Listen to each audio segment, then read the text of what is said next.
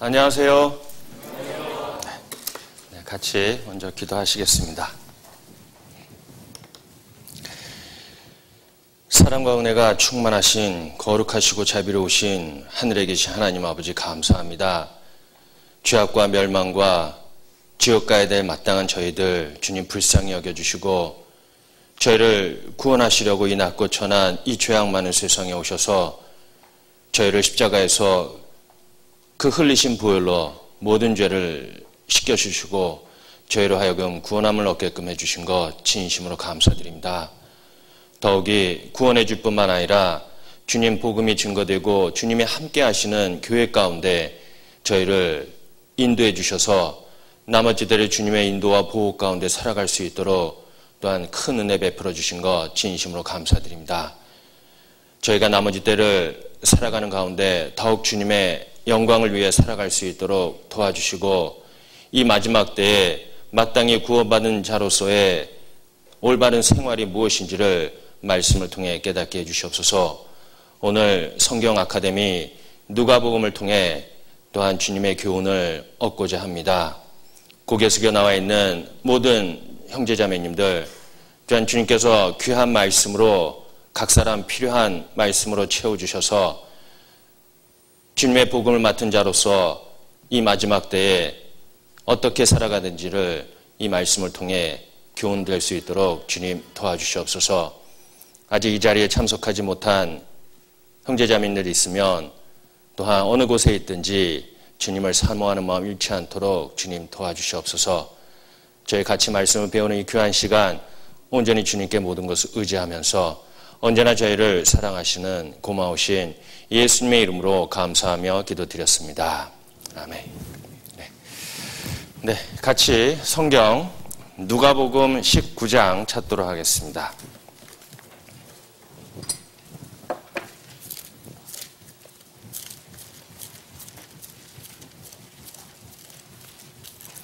누가복음 19장 10절입니다.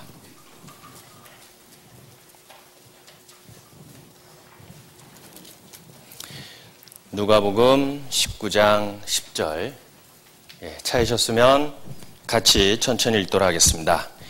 인자에 온 것은 잃어버린 자를 찾아 구원하려 함이니라. 그리고 누가복음 23장입니다. 23장 47절부터 48절까지 누가복음 23장 47절부터 48절까지 찾으셨으면 또 같이 읽도록 하겠습니다. 백부장이 그 된 일을 보고 하나님께 영광을 돌려 가로되 이 사람은 정녕 의인이었도다 하고 이를 구경하러 모인 무리도 그 된 일을 보고 다 가슴을 두르미며 돌아가고. 네, 여기까지입니다.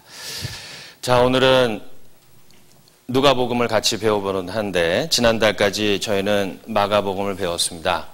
자, 우리가 알다시피 신약 성경에 복음서가 몇 권이 있습니까? 네 권이 있습니다. 그 중에서 세 번째 복음서라고 하고 있는 누가복음을 오늘 배워보도록 하겠습니다. 자, 누가복음의 전체적인 주제가 무엇이냐라는 것을 우리가 살펴볼 때 바로 우리가 각가지 읽었던 누가복음 19장 10절 말씀과 누가복음 23장 47절의 말씀이 바로 이 누가복음의 핵심적인 내용이라고 우리에게 말씀해 주시고 있습니다. 자, 다들 알다시피 사복음서는 다들 예수님을 조명하는 각각 다른 각도에서 예수님을 조명하는 그러한 내용인데, 자, 우리가 아는 것처럼 예수님을 중간에 두셨을 때 요한복음은 예수님을 뭐라고 조명하고 있습니까? 하나님으로 조명하고 있죠. 그리고 누가복음은 예수님을 뭐라고 조명하고 있습니까?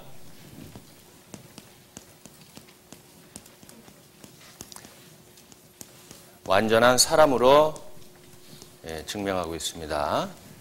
그리고 마태복음은 예수님을 뭐라고 증명하고 있죠? 조명하고 있죠?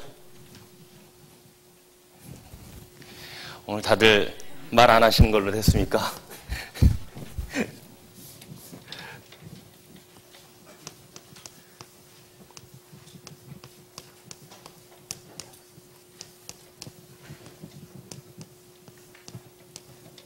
영원한 왕으로 묘사하고 있습니다. 그리고 마지막 마가복음은 예수님을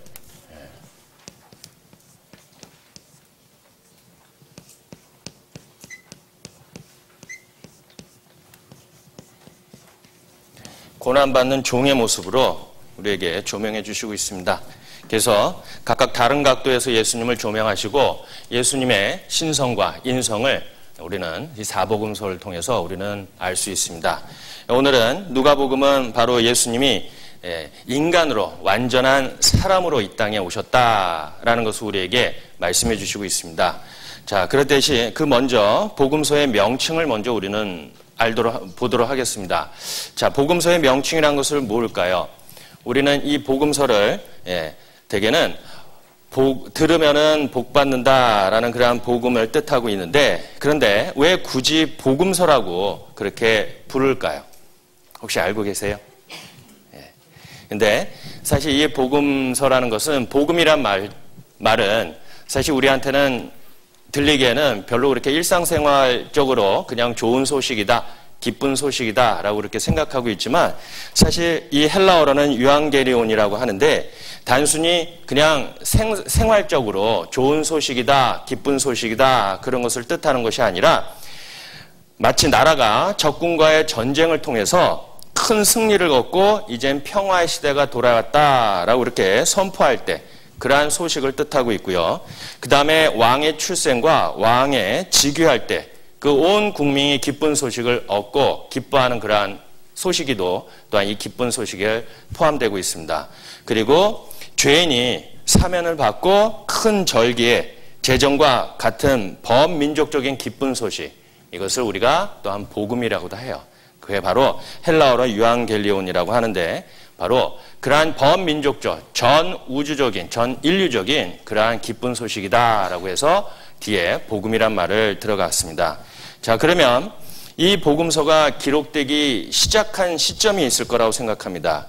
그게 바로 예수님이 부활하시고 승천하신 지 약 30년이 지난 이후에 AD 한 60년경부터 이 복음서가 이제 기록하게 됐는데, 그 당시 예수님의 구속 사역을 목격했던 많은 사람들이 그 말씀을 직접 귀로 듣고 후대에게 전달하고 있지만, 그러나 그 목격했던 많은 사람들이 한 사람 한 사람씩 그 떠나가는 가운데 이것을 문자적으로 기록할 그럴 필요성이 있다라고 생각해서 이제 복음서가 기록되기 시작했습니다. 그래서 그 복음서의 중요한 요한복음 외에 마태, 마가, 누가는 그 기록 내용이나 언어, 표현하는 방법, 그 다음에 사건의 서술하는 그 관점이 대개는 이제 유사하기 때문에 우리가 그 세 권을 공관복음이라고도 부르고 있습니다. 그래서 요한복음은 하나님에 대해서 조명하고 있지만, 마태, 마가, 누가는 그 표현, 그리고 또 언어, 기록 내용 같은 서술로 하기 때문에 우리가 공관복음으로 하고 있어요. 그리고 또 마태복음은 누구를 위해서 기록됐냐? 바로 유대인들을 위해서 기록한 복음서다. 구약 성경에 기록한 그 메시아가 바로 왔다, 바로 이분이다 라고 증명하는 것이 마태복음입니다. 그리고 마가복음은 바로 로마인들을 위해서 기록한 내용이기도 해요. 그것은 바로 로마인들처럼 사고보다 행동을 더 좋아하고 사람들을 경향하고, 또 마가복음의 기적들은 많으나 그러나 비유가 적습니다. 그것은 복음서로서 아무런 족보도 없는 그 마가복음에는 로마인들이 활동적인 것을 관심 있고, 오히려 유대적인 그러한 족보에 대해서는 관심이 없었기 때문에 그렇습니다. 그리고 누가복음에는 헬라인을 위해서 주신 복음서입니다. 헬라의 문화, 예술, 그리고 그런 것을 탐구하고 많은 로마인들을 위해서 쓴 복음서인데, 사람들은 미와 인간과 문화의 가치를 사랑하고 완전한 인성을 가진 분이다라는 것을 표현하고 있어요. 그래서 누가복음에는 무엇이 많이 기록되어 있냐? 예수님의 심성, 그리고 통분히 여김, 생각, 눈물을 흘렸다라는 그러한 사람으로서의 감정적인 표현도 많이 기록하고 있습니다.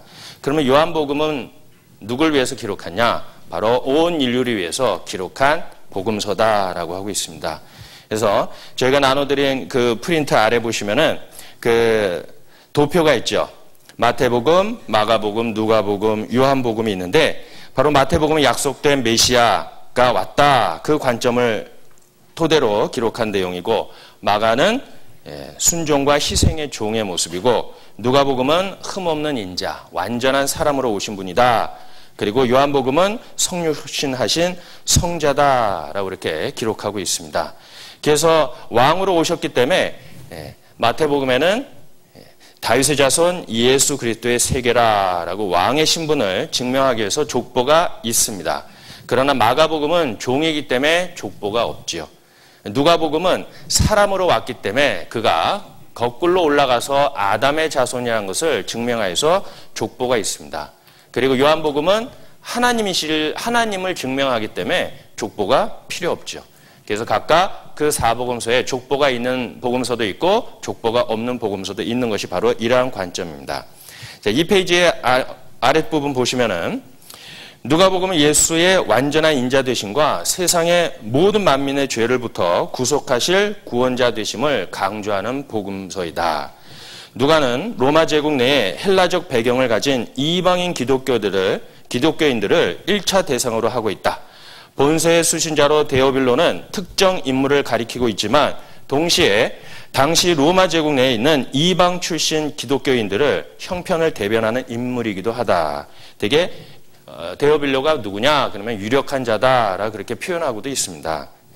그래서 본서를 기록할 당시에는 정치적, 군사적으로 로마의 영향을 받았기 때문에 문화와 사상 면에서도 헬라니들의 영향을 그들은 받고 있었습니다. 그래서 헬라 세계 사람들의 지식과 외목, 도덕 등에 있어서 완전한 인간에 대한 공통적 이상을 가지고 있었습니다. 역시 헬라적 배경을 갖고 있는 인물들이었기 때문에 누가는 바로 예수님께서 이러한 자이시고 또 헬라 이상의 완전한 실현하는 있음을 그들에게 설명할 필요가 있었어요. 그래서 그걸 또한 헬라 세계의 사람에게 제시하기를 원했기 때문에 누가는 이 내용을 기록한다고 우리에게 보여주고 있어요.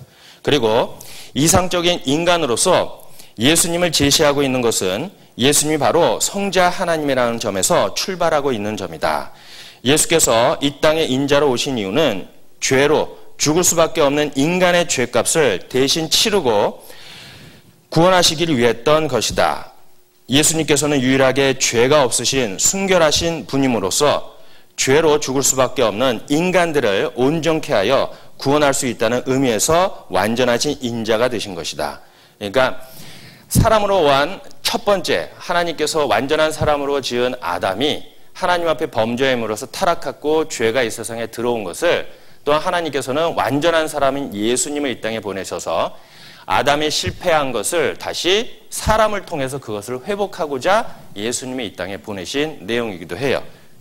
자, 누가가 본서를 기록했던 시기는 기독교 안에 교리와 사상면에서 헬라 문화의 영향을 받아 예수의 정치에 관한 많은 잘못된 보고들이 유포되어 있었다.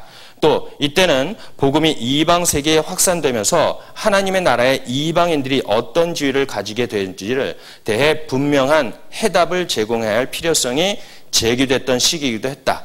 이런 상황에서 누가는 데오빌로처럼 복음을 접하긴 했으나 예수의 구주 되심을 확실성을 대해 재차 확인할 필요가 있는 로마 제국 내의 이방 출신의 기독교인들을 염두에 두고서 그들의 믿음을 강화하기 위해서 본서를 기록한 것이다. 그래서 이처럼 로마 제국 내 이방 출신 기독교인들은 1차 대상으로 예수님의 구주 되심을 확실성을 효과적으로 제시하기 위해 누가는 역사적인 면모를 발휘하여 예수님의 행적을 당시 세계사, 즉 로마 제국의 역사와 밀접히 연관시켰다. 누가는 예수의 베들레헴 탄생 사건을 기술할 때 이 사건은 로마 황제 아구스토가 내렸던 인구조사의 칙령과 관련되었다는 것을 밝히고 있다. 자, 누가는 바로 이 예수님의 탄생이 바로 역사적인 사실이 이러한 일이 있었다는 것을 증거하기 위해서 예수님의 탄생에 또한 그 아구스토가 그 인구조사의 칙령을 내렸던 그 시기, 그 세대에 누가 그 칙령을 내렸는지 그것까지도 성경에 기록한 내용입니다. 한번 보도록 하겠습니다. 누가복음 2장. 누가복음 2장 1절부터 7절까지. 누가복음 2장 1절부터 7절까지 찾으셨으면 같이 읽도록 하겠습니다. 이때 가이사 아구스토가 영을 내려 천하로 다 호적하라 하였으니 이 호적은 구레네오가 수리아 총독되었을 때 첫 번 한 것이라. 모든 사람이 호적하러 각각 고향으로 돌아가매 요셉도 다윗의 집 족속인 고로 갈릴리 나사렛 동네에서 유대를 향하여 베들레헴이라 하는 다윗의 동네로 그 정혼한 마리아와 함께 호적하러 올라가니 마리아가 이미 잉태되었더라. 거기 있을 그때에 해산할 날이 차서 맏아들을 낳아 강보에 싸서 구유에 누웠으니 이는 사관에 있을 곳이 없음이러라. 바로 예수님의 탄생에 대해서 이러한 일이 있었다라는 것도 그 당시 역사적인 배경을 정확하게 서술하고 있는 내용이기도 합니다.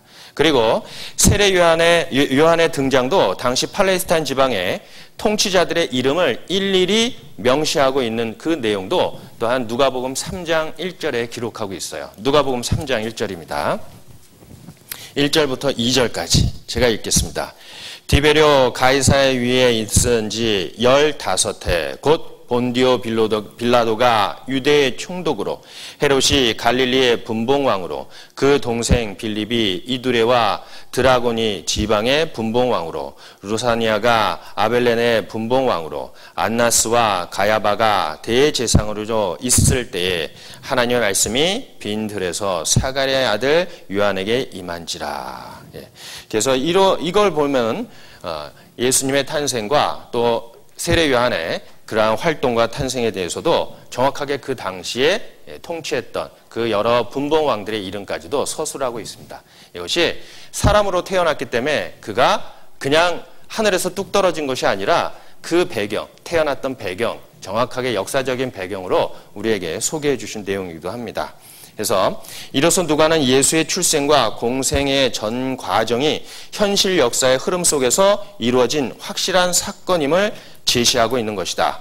이와 같이 현실 역사와 관련하여 기술함으로써 복음이 지닌 역사성을 부각시키는 점이 누가복음의 두드러진 특징이기도 합니다.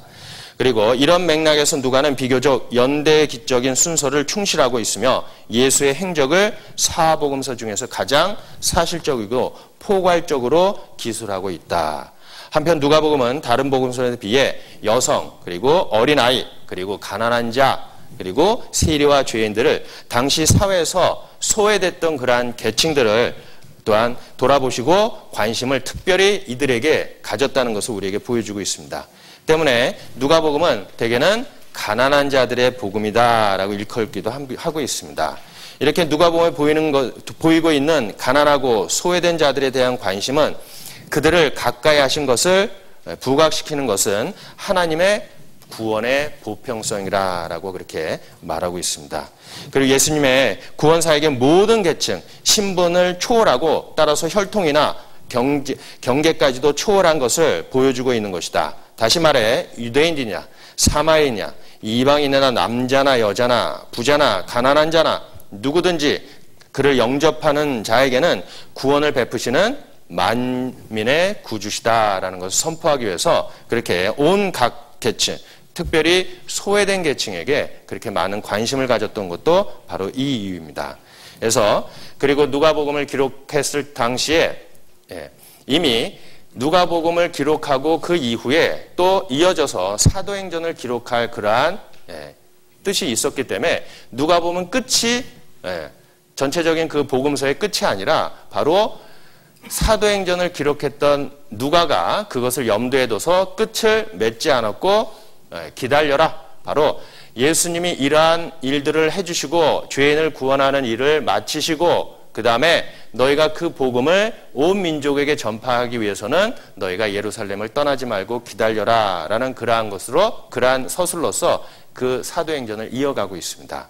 그래서 이것이 끝이 아니라 바로 또 후에 사도행전이 또 이어져서 이 복음이 온 세계에 증거되고 전파되는 그러한 사역들을 우리에게 보여주신 내용이기도 해요. 자, 누가복음 24장입니다. 누가복음이 끝에 어떻게 끝나는지를 한번 보도록 하겠습니다. 누가복음 24장 49절. 누가복음 24장 49절. 찾으셨으면 같이 읽도록 하겠습니다.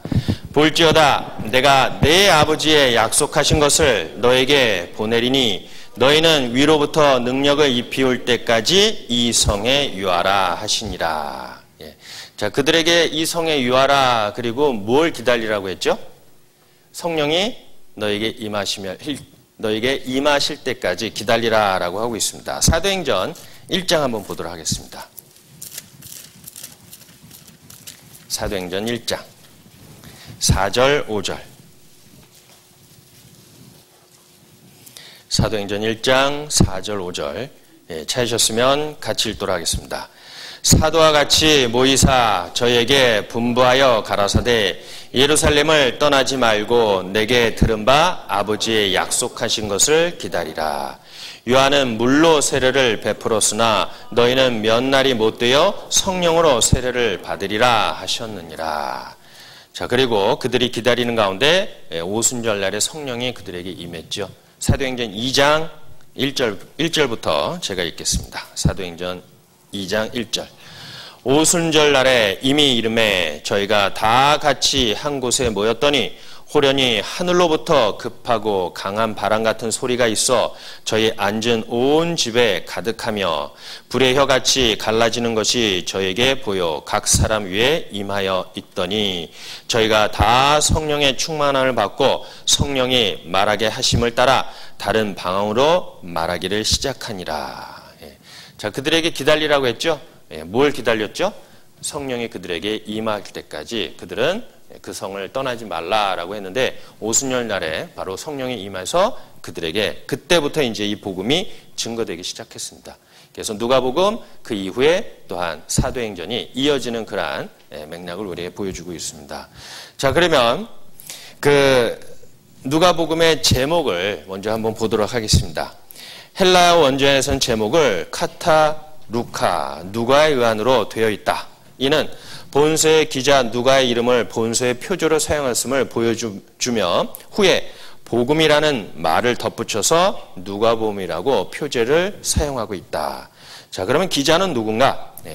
초대교회 대부분의 기록들을 사복음서 중에 제3복음서인 본서의 기자는 사랑을 받은 의원 누가라고 하고 있습니다. 한번 보도록 하겠습니다. 골로새서 4장. 골로새서 4장 14절.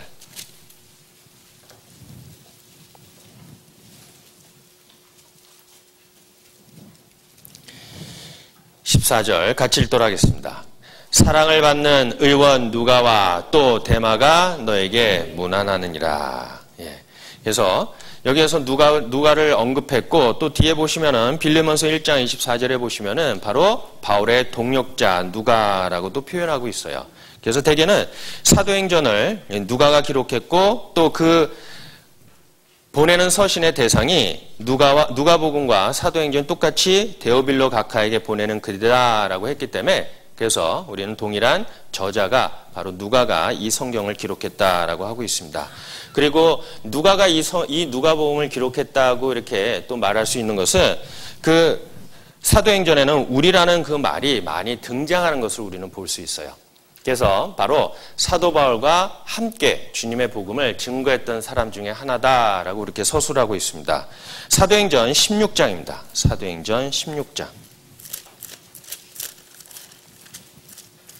사도행전 16장 10절.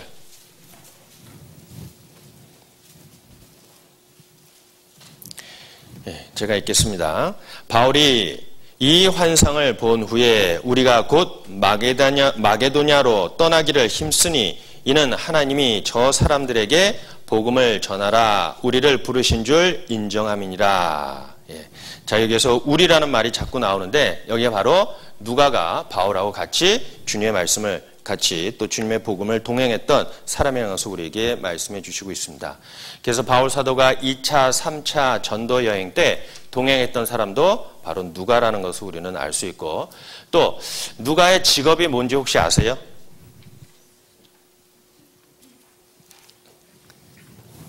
다들 말씀 안 하시기로. 누가의 직업이 뭐였습니까? 의사였죠. 그래서 우리는 누가복음하고 사도행전에서 의학적인 그러한 용어들을 또한 발견할 수가 있어요. 한번 보도록 하겠습니다. 누가복음 22장. 누가복음 22장 44절.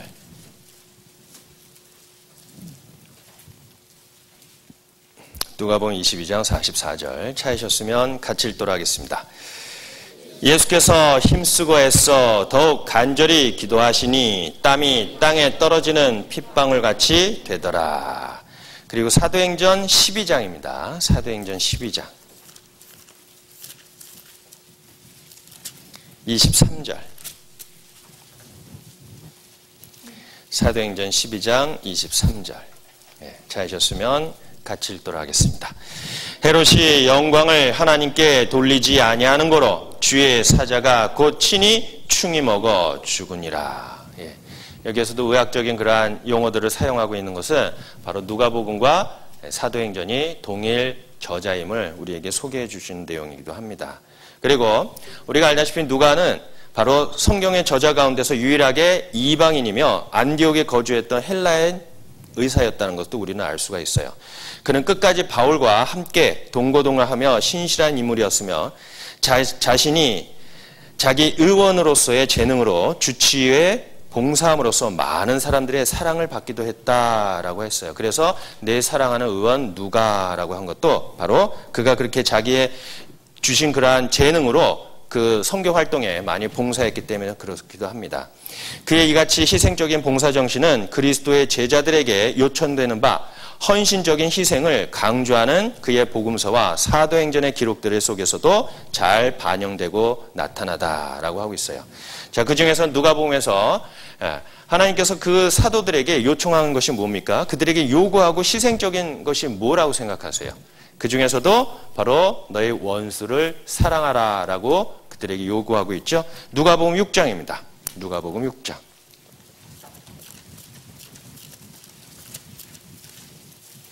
누가복음 6장 34절, 35절. 누가복음 6장 34절, 35절. 찾으셨으면 같이 읽도록 하겠습니다.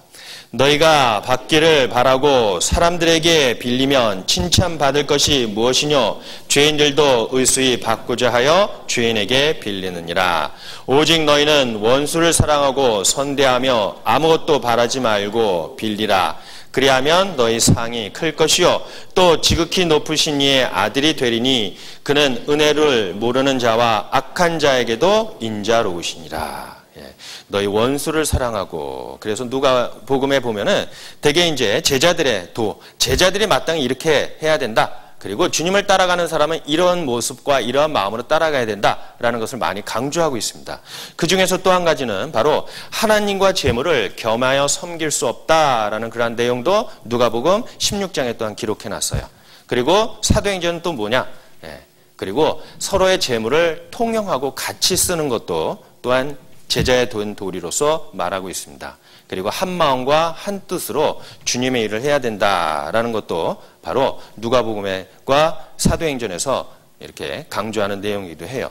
그리고 이런 누가가 헬라인으로서 냉철한 지성과 교양, 그리고 의사로서의 덕망과 아울러 그리스도의 복음에 대해서 뜨거운 열정을 가지고 있었던 누가는 예수에 관한 모든 일을 상세하고도 정확하게 본서를 기록하여 1차적으로는 자신과 같은 문화권에 살던 이방인들에게 전하고자 했다라고 하고 있습니다. 그래서 로마인들, 자기와 똑같은 환경에서 자라났던 사람들에게 완전히 사람으로서, 인자로서 오신 예수님이 우리 사람들을 구원하시려고 이 땅에 오셨다라는 것을 전할 필요가 있었다는 것도 말해주고 있습니다. 자, 그러면 기록 연대는 언제냐라는 것도 우리가 궁금한 내용이죠. 누가복음의 기록 연대는 다른 복음서와 마찬가지로 사실 분명치는 않습니다. 사도행전 1장 1절에 데오빌려여 내가 먼저 쓴 글에는 이란 기록을 보듯이 바로 사도행전 이전에 본서가 기록되었다는 것이다. 그런데 사도행전은 바울이 로마 감옥에 갇혔던 해인 주후 63년 말경에 작성된 것으로 추정되기 때문에 누가복음은 적어도 이전에 기록되었음을 분명하다.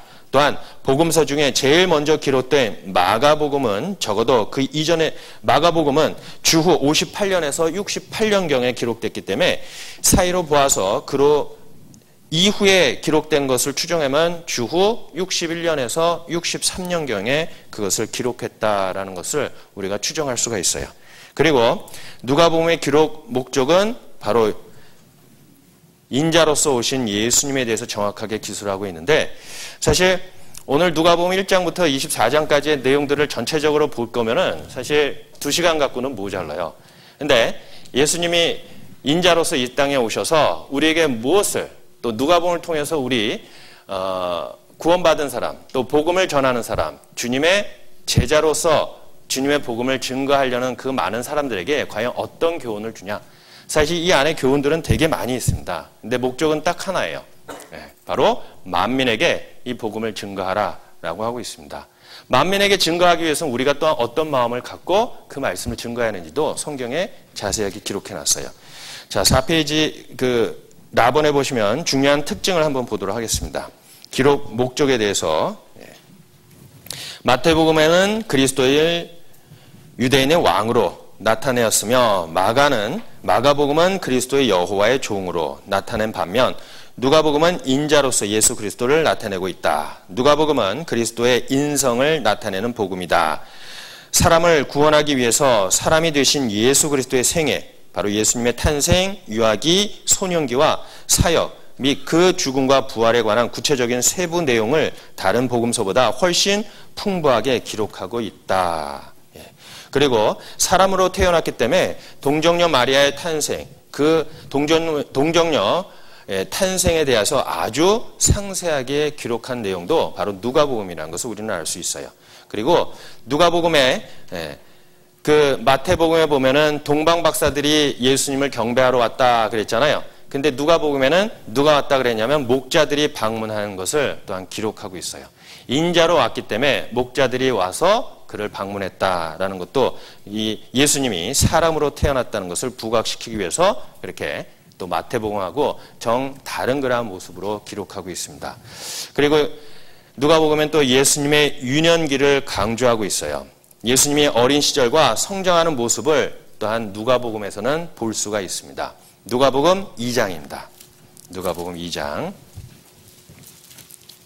40절. 누가복음 2장 40절. 찾으셨으면 같이 읽도록 하겠습니다. 아기가 자라며 강하여지고 지혜가 충족하며 하나님의 은혜가 그 위에 있더라. 52절입니다. 예수는 그 지혜와 그 키가 자라가며 하나님과 사람에게 더 사랑스러워 가시더라. 자, 예수님의 유년 시절을 누가복음엔 또한 자세히 기록하고 있어요.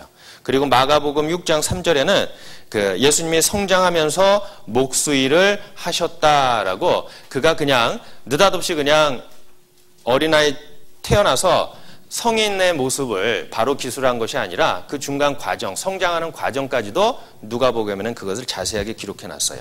그리고 누가복음엔 또한 어디에다 그 전도 지역을 중점적으로 부각시키냐면은 바로 예루살렘 지역에 전도하는 것을 더욱 강조하고 있습니다. 사실 마태와 마가는 사실 갈릴리 지역에 전도하는 내용을 적게 하고 예루살렘 지역 전도 내용을 아주 길게 하고 있는데, 누가복음은 바로 유대 지방에 전도하는 내용들을 많이 길게 그렇게 기록하고 있습니다. 그리고 다른 복음서에 없는 제자 70인을 보내는 그러한 내용들도 바로 누가복음에 기록하고 있다는 것을 우리는 알 수 있어요. 그래서 누가복음은 바로 예수님의 족보, 거기에 대해서 바로 거슬러 올라가서 아담 때까지 사람의 자손으로 태어났다라는 것을 부각시키기 위해서 우리에게 보여주고 있습니다. 그리고 예수님이 또 사람으로서 왔기 때문에 연약한 부분을 또한 누가복음에서 우리는 볼 수가 있어요. 예수님이 기도하는 모습이 가장 많이 기록한 것도 누가복음에 있다는 것을 우리는 알 수가 있습니다. 그 5페이지 아래 보시면은 기도하는 모습과 성령에 의한 인도라고 써 있는데, 인간의 본연의 모습, 곧 의지하는 인간으로서 예수님의 기도하는 모습을 잘 묘사하고 있다. 인간이신 예수님은 항상 무릎을 꿇고 있는 모습을 나타내고 있다. 그리고 인간으로서 성령에 필요하며 성령에 의해 인도받는다는 것을 강조하고 있다라고 하고 있죠. 자, 예수님이 기도하실 때 누가 와서 도와줬냐? 천사들이 와서 도와줬다라고 그렇게 기록하고도 있습니다. 누가복음 22장입니다.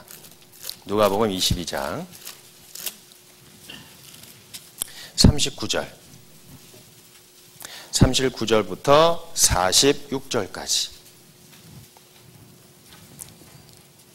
누가복음 22장 39절부터 46절까지 같이 읽도록 하겠습니다. 예수께서 나가사 습관을 쫓아 감람산에 가심에 제자들도 쫓았더니 그곳에 이르러 저에게 이르시되 시험에 들지 않기를 기도하라 하시고 저희를 떠나 돌 던질 만큼 가서 무릎을 꿇고 기도하여 가라사대 아버지여 만일 아버지의 뜻이거든 이 잔을 내게서 옮기시옵소서. 그러나 내 원대로 마옵시고 아버지의 원대로 되기를 원하나이다 하시니 사자가 하늘로부터 예수께 나타나 힘을 돕더라. 예수께서 힘쓰고 애써 더욱 간절히 기도하니 땀이 땅에 떨어지는 핏방울같이 되더라. 기도 후에 일어나 제자들에게 가서 슬픔을 인하여 잠든 것을 보시고 이르시되 어찌하여 자느냐 시험에 들지 않게 일어나 기도하라 하시니. 자, 여기에서도 바로 예수님의 그러한 인간으로서 연약한 부분을 정확하게 우리에게 표현해 주시고 있습니다. 그래서 누가복음은 인자로서 사람으로서 오신 예수님에 대해서 정확하게 기술하고 있는데, 그러나 사도행전에 그 누가복음에 보시면은 많은 이제 교훈적인 그러한 말씀들이 있어요. 그 중에서도 가장 우리가 누가복음을 통해서 우리가 배워야 될 부분, 또 하나님께서 누가복음을 통해서 우리에게 교훈해 주시고 있는 내용들은 뭐냐? 하나님께서는 한 사람도 이 세상에서 잃어버릴 것을 원치 아니하시기 때문에 모든 사람들이 구원받기를 원하세요. 그런데 우리는 전도하는 가운데, 말씀을 증거하는 가운데 또 한 사람을 주님 앞에 인도하는 과정 속에서 과연 무엇을 더 중요시 여겨야 되냐? 바로 그런 것을 누가복음을 통해서 우리에게 교훈해 주신 내용이에요. 바로 그 당시에 서기관들과 바리새인들이 그 안식일을 오히려 그 병 고치고 그 병이 낫던 그러한 사람들, 예수님이 병을 치료했던 그러한 것들보다도 오히려 더 안식일을 더 중요시 여겼던 것은 그들의 잘못된 그러한 마음들을 우리에게 설명해 주시고 있습니다. 그러니까 한 사람을 주님 앞에 인도하는데 그 날이 만약에 안식일이에요. 그러면 그 사람을 그 병에서 낫게 하는 것이 더 중요한데, 오히려 유대인들은 뭐라고 했습니까? 오늘이 안식일인데 어떻게 병을 고치냐? 라고 이렇게 오히려 비방하고 책망했던 것도 예수님이 또한 어떤 것이 더 중요하냐? 라고 우리에게 말해주고 있습니다. 누가복음 14장입니다. 누가복음 14장 1절입니다. 1절부터 6절까지 누가복음 14장 1절부터 6절까지. 안식일에 예수께서 바리새인의 한 두령의 집에 떡 잡수시러 들어가시니 저희가 엿보고 있더라. 주 앞에 고참병 든 한 사람이 있는지라. 예수께서 대답하여 율법사들과 바리새인들에게 일러 가라사대 안식일에 병 고쳐주는 것이 합당하냐 아니하냐. 저희가 잠잠하거늘 예수께서 그 사람을 데려다가 고쳐 보내시고 또 저에게 이르시되 너희 중에 누가 그 아들이나 소나 우물에 빠졌으면 안식일이라도 곧 끌어내지 않겠느냐 하시니 저희가 이에 대하여 대답지 못하니라. 바로 이 안식일에 그 고창병을 고쳐줬던 그 일을 통해서 바로 율법사와 바리새인들에 대해서 그들을 책망했던 내용이기도 합니다. 그게 바로 뭐냐? 사실 이 세상에서 가장 귀하고 존귀한 것이 누구라고 생각하십니까? 하나님이 봤을 때 우리 사람 아닙니까?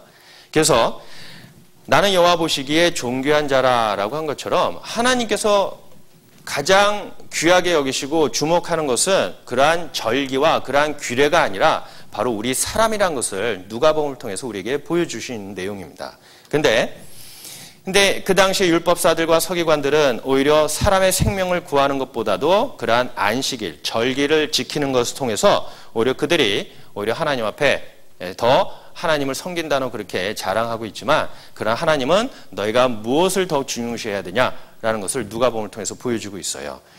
마가복음 2장입니다. 마가복음 2장.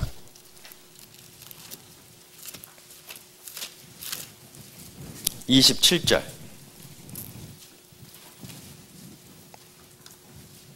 마가복음 2장 27절 같이 읽도록 하겠습니다.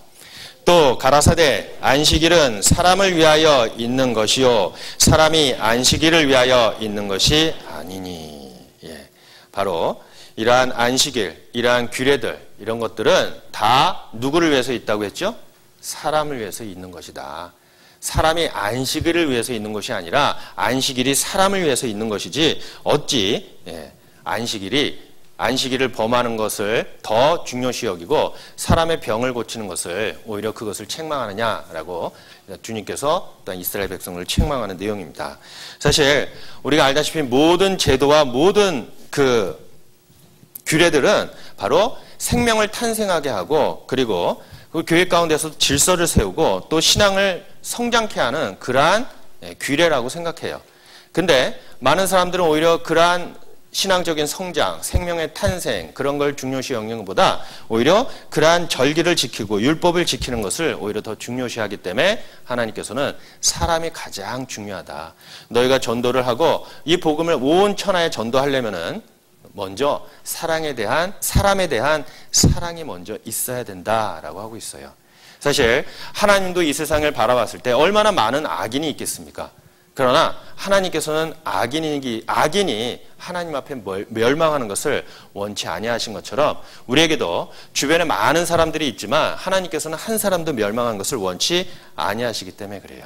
한번 보도록 하겠습니다. 에스겔 18장. 에스겔 18장.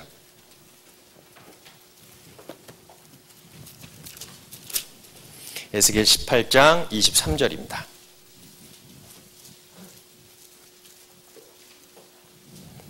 에스겔 18장 23절 구약성경 1176페이지입니다.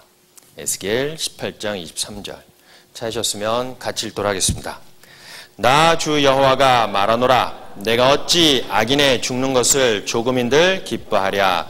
그가 돌이켜 그 길에서 떠나서 사는 것을 어찌 기뻐하지 아니하겠느냐. 예. 자, 하나님께서도 바로 내가 어찌 악인의 죽는 것을 조금인들 기뻐하랴라고 하고 있어요. 그래서 하나님께서 제일 관심 가져준 것은 바로 이 세상 모든 사람이라는 것을 말해주고 있습니다. 근데 우리는 전도하다가 때로는 죄가 들어오는 것을 막기 위해서 많은 규례들을 세울 때가 있어요. 그러다 보면은 사람을 더 중요시하는 것보다 오히려 그러한 규례들을 더 중요시해서 오히려 사람들을 그 한 영혼이 얼마나 귀하다는 것을 또한 경시할 때가 있다는 것도 우리에게 기록해 주시고 있습니다. 그래서 요한계시록 2장 2절부터 4절까지의 내용 보면은 에베소 교회가 사실 하나님 앞에 열심은 있었어요. 근데 그들에게 하나님께서 책망한 내용이 있죠. 뭐였죠? 에베소 교회에 요한계시록 2장에 있잖아요. 안 보셨어요? 네, 처음 사랑을 버렸다 그랬잖아요. 사실 에베소 교회는 죄가 들어온 것이 아니에요. 죄 때문에 그런 것이 아니라 사실 그들은 정말 하나님 앞에 열심도 있었습니다. 그리고 주님을 사모하는 마음도 있었는데 그러나 그것보다 더 앞세우는 것이 있었어요. 바로 그들의 규례였다는 거죠. 그래서 하나님은 에베소 교회에 책망하는 내용이 바로 그거예요. 너희가 처음 사랑을 버렸다. 너희가 처음 사랑을 회복하지 않으면 이 촛대를 옮기겠다라고 하고 있습니다. 제일 중요한 건 뭐예요? 전도하기 위해서 내가 가장 먼저 갖춰야 될 마음가짐이 뭡니까? 사랑 아닙니까? 고린도전서 13장입니다.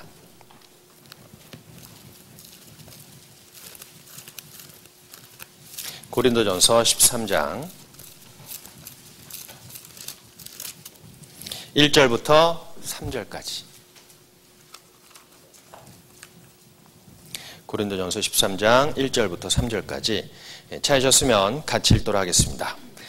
내가 사람의 방언과 천사의 말을 할지라도 사랑이 없으면 소리나는 구리와 울리는 꽹과리가 되고 내가 언한 능이 있어 모든 비밀과 모든 지식을 알고 또 산을 옮길 만한 모든 믿음이 있을지라도 사랑이 없으면 내가 아무것도 아니요. 내가 내게 있는 모든 것으로 구제하고 또 내 몸을 불사르게 내어줄지라도 사랑이 없으면 내게 아무 유익이 없느니라. 예, 바로 이 사랑에 대해서 바로 말씀하시고 있습니다. 사실 우리가 전도 집회를 하고 전도 집회가 끝났을 때 이번에 몇 사람 구원받았어? 몇 분이나 구원받았어? 라고 그렇게 하지만 그러나 과연 우리가 그 한 영혼 한 영혼에 대해서 마음에 정말 그 영혼을 사랑하는 그런 마음이 있는지 때로는 외형적으로 남들에게 보여주기 위해서 이번에 20분 구원받았어. 저번에는 한 30분 구원받았어. 라고 그렇게 그 숫자에 연연하고 숫자를 자랑하는 것보다 정말 한 사람이 구원받았어도 그 한 영혼이 내가 과연 그 한 영혼을 마음속으로 정말 사랑했는지 사랑하는 마음과 관심으로 그 영혼에 대해서 하나님 앞에 기도했는지 그것이 중요하다는 거죠. 사실 한 생명을 주님 앞에 인도하기 위해서는 사랑이 필요합니다. 마치 솔로몬이 왕위에 올라갔을 때 하나님 앞에 지혜를 구했죠. 그러나 그에게 바로 이어져서 왔던 그 어려운 재판이 하나 있었죠. 바로 창기 둘이 한 집에 있었는데 둘이 아마 비슷한 시기에 아이를 낳다가 하나는 그 여자가 잠을 자면서 아이를 이렇게 깔아서 아이가 죽게 됐어요. 근데 나머지 이제 산 아이를 갖고 두 창녀가 그 산 것은 제 아이고 죽은 것은 저 여자의 아이입니다. 라고 했을 때 그 아이를 살렸던 것은 과연 뭐였을까요? 그 아이가 죽게 됐잖아요. 솔로몬이 칼을 갖고 와라. 절반을 쪼개라. 그리고 절반은 이쪽에 주고 절반은 저쪽 여자에게 주라. 라고 했을 때 그 아이를 살렸던 것이 뭐였습니까? 예? 사랑이죠. 그렇죠? 한번 보도록 하겠습니다. 열왕기상 3장.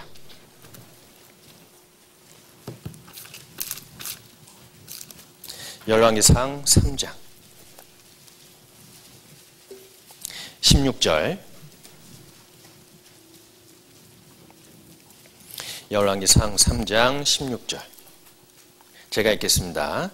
때에 창기 두 계집이 왕에게 와서 그 앞에 서며 한 계집은 말하되 내 주여 나와 이 계집이 한 집에서 사는데 내가 저와 함께 집에 있으며 아이를 낳았더니 나의 해산한 지 3일에 이 계집도 해산하고 우리가 함께 있었고 우리 둘 외에는 집에 다른 사람이 없었나이다. 그런데 밤에 저 계집이 그 아들 위에 누움으로 그 아들이 죽으니. 그리고 21절입니다. 미명에 내가 내 아들을 젖 먹이려고 일어나 본즉 죽었기로 내가 아침에 자세히 보니 내가 낳은 아들이 아니었더라 하매 다른 계집이 이르되 아니라 산 것은 내 아들이요 죽은 것은 내 아들이라 하고 이 계집은 이르되 아니라 죽은 것이 내 아들이요 산 것이 내 아들이라 하며 왕 앞에 그와 같이 쟁론하는지라. 왕이 가로되 이는 말하기를 산 것은 내 아들이요 죽은 것은 내 아들이라 하고 저는 말하기를 아니라 죽은 것은 내 아들이요 산 것은 내 아들이라 하는도다 하고 또 가로되 칼을 내게로 가져오라 하니 칼을 왕의 앞으로 가져온지라. 왕이 이르되 산 아들을 둘에 나눠 반은 이에게 주고 반은 저에게 주라. 26절 같이 읽도록 하겠습니다. 그 산 아들의 어미 되는 계집이 그 아들을 위하여 마음이 불붙는 것 같아서 왕께 아뢰어 가로되 청컨대 내 주여 산 아들을 저에게 주시고 아무쪼록 죽이지 마옵소서 하되 한 계집은 말하기를 내 것도 되게 말고 내 것도 되게 말고 나누게 하라 하는지라. 자, 여기에서 그 아들을 살렸던 것이 바로 그 아이의 어머니의 사랑이었습니다. 그와 동일하게 우리도 한 영혼을 주님 앞에 인도하기까지는 그 영혼이 주님 앞에 구원받고 안 받고는 때로는 우리가 그 영혼을 얼마나 사랑하는 것에 또한 달려있기도 해요. 우리가 그냥 형식적으로 그냥 한번 말씀 들어보세요. 이번에 집회 있으니까 한번 말씀 들어보세요 라고 한다면은 과연 그 영혼이 주님 앞에 인도되어 구원함을 받을 수 있을까요? 아니라는 거죠. 한 영혼을 주님 앞에 인도하기 위해서는 그 영혼이 살아나기 위해서는 또한 누군가가 그를 사랑하는 마음. 정말 어미가 그 자식을 사랑해서 그 자기의 모든 권리를 포기할 정도로 그 아이를 사랑했던 그 어머니가 비로소 그 아이를 살린 것처럼 우리에게도 그런 마음이 있어야 된다는 것도 성경을 통해 우리에게 기록하고 있습니다. 사실 바울 사도가 많은 고난과 고통 가운데서도 주님의 복음을 그렇게 끝까지 완수하고 전도할 수 있었던 가장 큰 이유가 어디에 있습니까?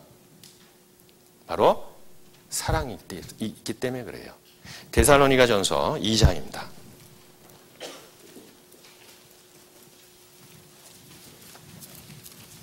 데살로니가전서 2장 7절부터 8절까지.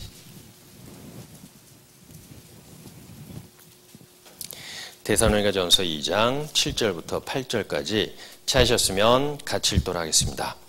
오직 우리가 너희 가운데서 유순한 자 되어 유모가 자기 자녀를 기름과 같이 하였으니 우리가 이같이 너희를 사모하여 하나님의 복음으로만 아니라 우리 목숨까지 너에게 주기를 즐겨함은 너희가 우리의 사랑하는 자 됨이니라. 바울 사도도 그 복음을 또 자기의 사명을 끝까지 완수할 수 있었던 것도 바로 그가 그들에게 복음으로만 아니라 우리의 목숨까지 너에게 주기를 즐겨함은 너희가 우리의 사랑하는 자 됨이라 라고 하고 있습니다. 그래서 바울 사도가 그렇게 전도를 하면서 그들에게 목숨까지 바칠 수 있었고 또 그들을 주님 앞으로 인도할 수 있었던 것은 그들이 그의 사랑하는 자 됨이라 라고 하기 때문에 그래요. 그래서 우리도 한 영혼을 주님 앞에 인도하기 위해서는 정말 그러한 사랑하는 마음으로 주님 앞에 있어야 된다는 것도 우리에게 말하고 있습니다. 그리고 정말 그 영혼을 사랑한다면은 우리가 전도할 때, 그 말씀을 전할 때 우리의 모습과 표정도 또한 달라야 되죠. 아주 무덤덤하고 무감각한 그러한 모습으로 전도하는 것이 아니라 정말 그 영혼을 사랑한다면은 우리의 행동도 어떤 제스처가 필요하겠죠. 어떤 제스처가 필요할까요? 그냥 말씀 한번 들어보세요. 그냥 그러고 끝나나요? 아니죠. 정말 마음속에 안타깝고 그 영혼이 주님 앞에 인도되기 위해서는 우리의 모습도 또한 달라야 돼요. 한번 보도록 하겠습니다. 에스겔 6장입니다. 에스겔 6장.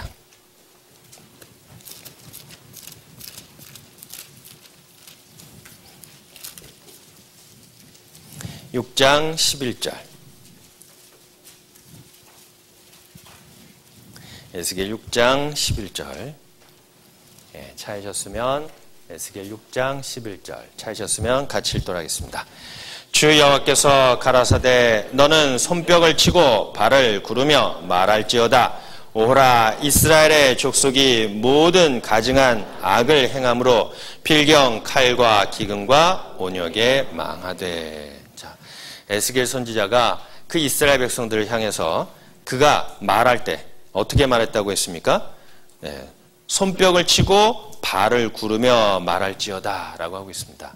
그러니까 그 이스라엘 백성들을 멸망하는 그 운명을 알고 있기 때문에 그들에게 하나님의 그 말씀을 선포했을 때 정말 간절하고 애통한 마음으로 그들에게 선포했기 때문에 그 행동도 또한 이러한 손뼉을 치며 또 발을 구르면서 그들에게 말했던 내용도 우리에게 보여주고 있어요. 그래서 누가복음의 핵심적인 많은 교훈들이 있지만 우리에게 주님의 복음을 증거하기 위해서는 그 영혼을 사랑하는 마음이 첫 번째 있어야 된다라는 것도 또한 누가복음 14장을 통해서 우리에게 말씀해 주시고 있습니다. 그리고 누가복음에 또한 많은 교훈적인 내용들이 있지만 사실 그 중에서 또 우리에게 교훈될 수 있는 내용은 바로 뭐냐? 바로 하나님 앞에 또한 겸손하라라고 그렇게 말하고 있어요. 누가복음 14장입니다. 누가복음 14장.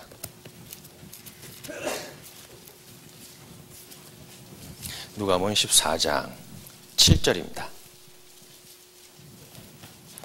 누가복음 14장 7절부터 11절까지 찾으셨으면 같이 읽도록 하겠습니다. 청함을 받은 사람들이 상좌의 택함을 보시고 저에게 비유로 말씀하여 가라사대 내가 누구에게나 혼인잔치에 청함을 받았을 때에 상좌에 앉지 말라. 그렇지 않으면 너보다 더 높은 사람이 청함을 받을 경우에 너와 저를 청한 자가 와서 너더러 이 사람에게 자리를 내어주라 하리니 그때 내가 부끄러워 말석으로 가게 되리라.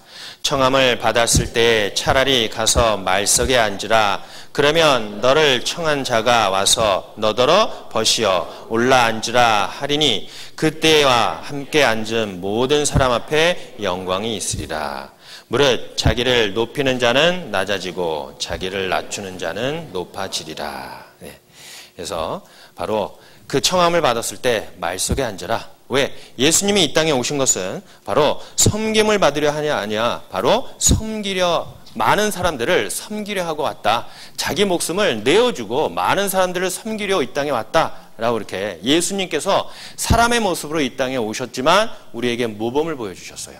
바로 겸손한 모습으로 바로 주님의 한 사람 한 사람 주님 앞에 인도하는 그러한 인자의 모습을 우리에게 보여주신 것도 말하고 있습니다.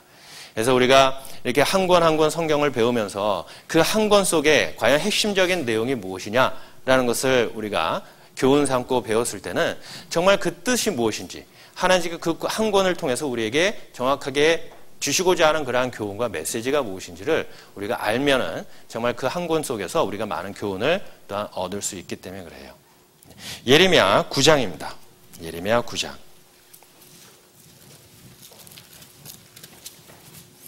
23절, 24절입니다. 예레미야 9장 23절, 24절. 구약성경 1066페이지입니다. 찾으셨으면 같이 읽도록 하겠습니다. 여호와께서 이같이 말씀하시되 지혜로운 자는 그 지혜를 자랑치 말라. 용사는 그 용맹을 자랑치 말라. 부자는 그 부함을 자랑치 말라. 자랑하는 자는 이것으로 자랑할지니 곧 명철하여 나를 아는 것과 나 여호와는 인애와 공평과 정직을 땅에 행하는 자인 줄 깨닫는 것이라. 나는 이 일을 기뻐하노라. 여호와의 말이니라. 예. 자, 우리가 하나님 앞에 자랑할 것이 무엇입니까? 예. 구원받은 지 10년 됐어요. 구원받은 지 20년 됐어요. 그걸 자랑하시겠습니까? 아니죠. 하나님께서 원하신 건 그런 건 아니죠. 바로 뭡니까? 바로 여호와를 아는 것이라는 거죠. 나는 나를 아는 것과 나 여호와는 인애와 공평과 정직을 땅에 행하는 자인 줄 깨닫는 것이라 라고 하고 있어요.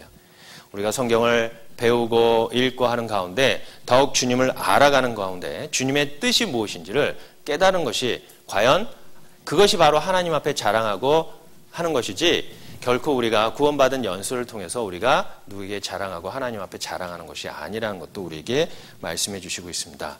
그리고 또한 그러한 하나님을 알아가면 알아갈수록 우리는 하나님 앞에 얼마나 미약하고 연약한 존재인 것을 우리는 알기 때문에 그래요. 오늘이라는 시간을 우리에게 주시고 또 복음을 많은 사람들에게 선포하고 증거할 수 있는 것도 하나님께서 우리에게 오늘이란 시간과 나의 생명을 보존해 주시기 때문에 그렇습니다. 그래서 많은 사람들 주님 앞에 인도하기 위해서는 정말 그 능력이 누구에서 나오냐? 우리에게서 나오는 것이 아니라 하나님께서 주신 능력을 우리가 하는 것이기 때문에 우리가 당연히 하나님 앞에 겸손한 마음을 가져야 되는 것은 마땅하다고 생각해요. 그리고 주님의 일을 하기를 원한다면은 주님께서는 또한 이러한 마음으로 주님의 일을 하라라고 하고 있어요. 바로 겸손한 마음을 가져야 된다라고 하고 있습니다. 그래서 구약 성경에서도 하나님께서는 사용했던 그 많은 사람들 가운데서는 대개는 겸손한 사람이 많이 있었어요. 그 중에서도 바로 사사기의 기드온과 300용사를 통해서 그 적군 13만 5천 명을 물리쳤던 그 기드온의 모습을 통해서 마땅히 가져야 될 그러한 마음. 비록 큰 승리를 거뒀지만 그러나 그 승리의 모든 영광을 자기가 취하지 않고 오히려 모든 것을 하나님께 돌렸던 그 기드온의 겸손을 또한 배워라 라고 하고 있습니다. 사사기 8장입니다. 사사기 8장.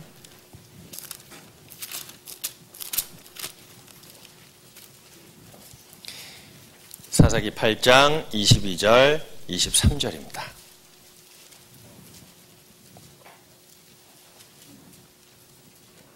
사사기 8장 22절 23절 찾으셨으면 같이 읽도록 하겠습니다. 때에 이스라엘 사람들이 기드온에게 이르되 당신이 우리를 미디안의 손에서 구원하셨으니 당신과 당신의 아들과 당신의 손자가 우리를 다스리소서. 기드온이 그들에게 이르되 내가 너희를 다스리지 아니하겠고 나의 아들도 너희를 다스리지 아니할 것이요 여호와께서 너희를 다스리시리라. 자, 기드온이 큰 승리를 거두고 오히려 그 백성들이 당신과 당신의 자식들이 우리를 다스리소서라고 했을 때 기드온은 아니다. 내가 다스리는 것이 아니라 하나님께서 너희를 다스린다. 내와 내 자식은 이스라엘 백성 너희를 다스리지 않는다라고 이렇게 그 모든 영광을 오히려 하나님 앞에 돌렸던 기드온의 모습도 또한 우리에게 본을 삼게 해주시고 있는 내용입니다. 그래서 마땅히 우리가 하나님의 자녀로서 또 주의 종으로서 우리가 이 세상을 살아가는 모습이 어떠한 모습이냐.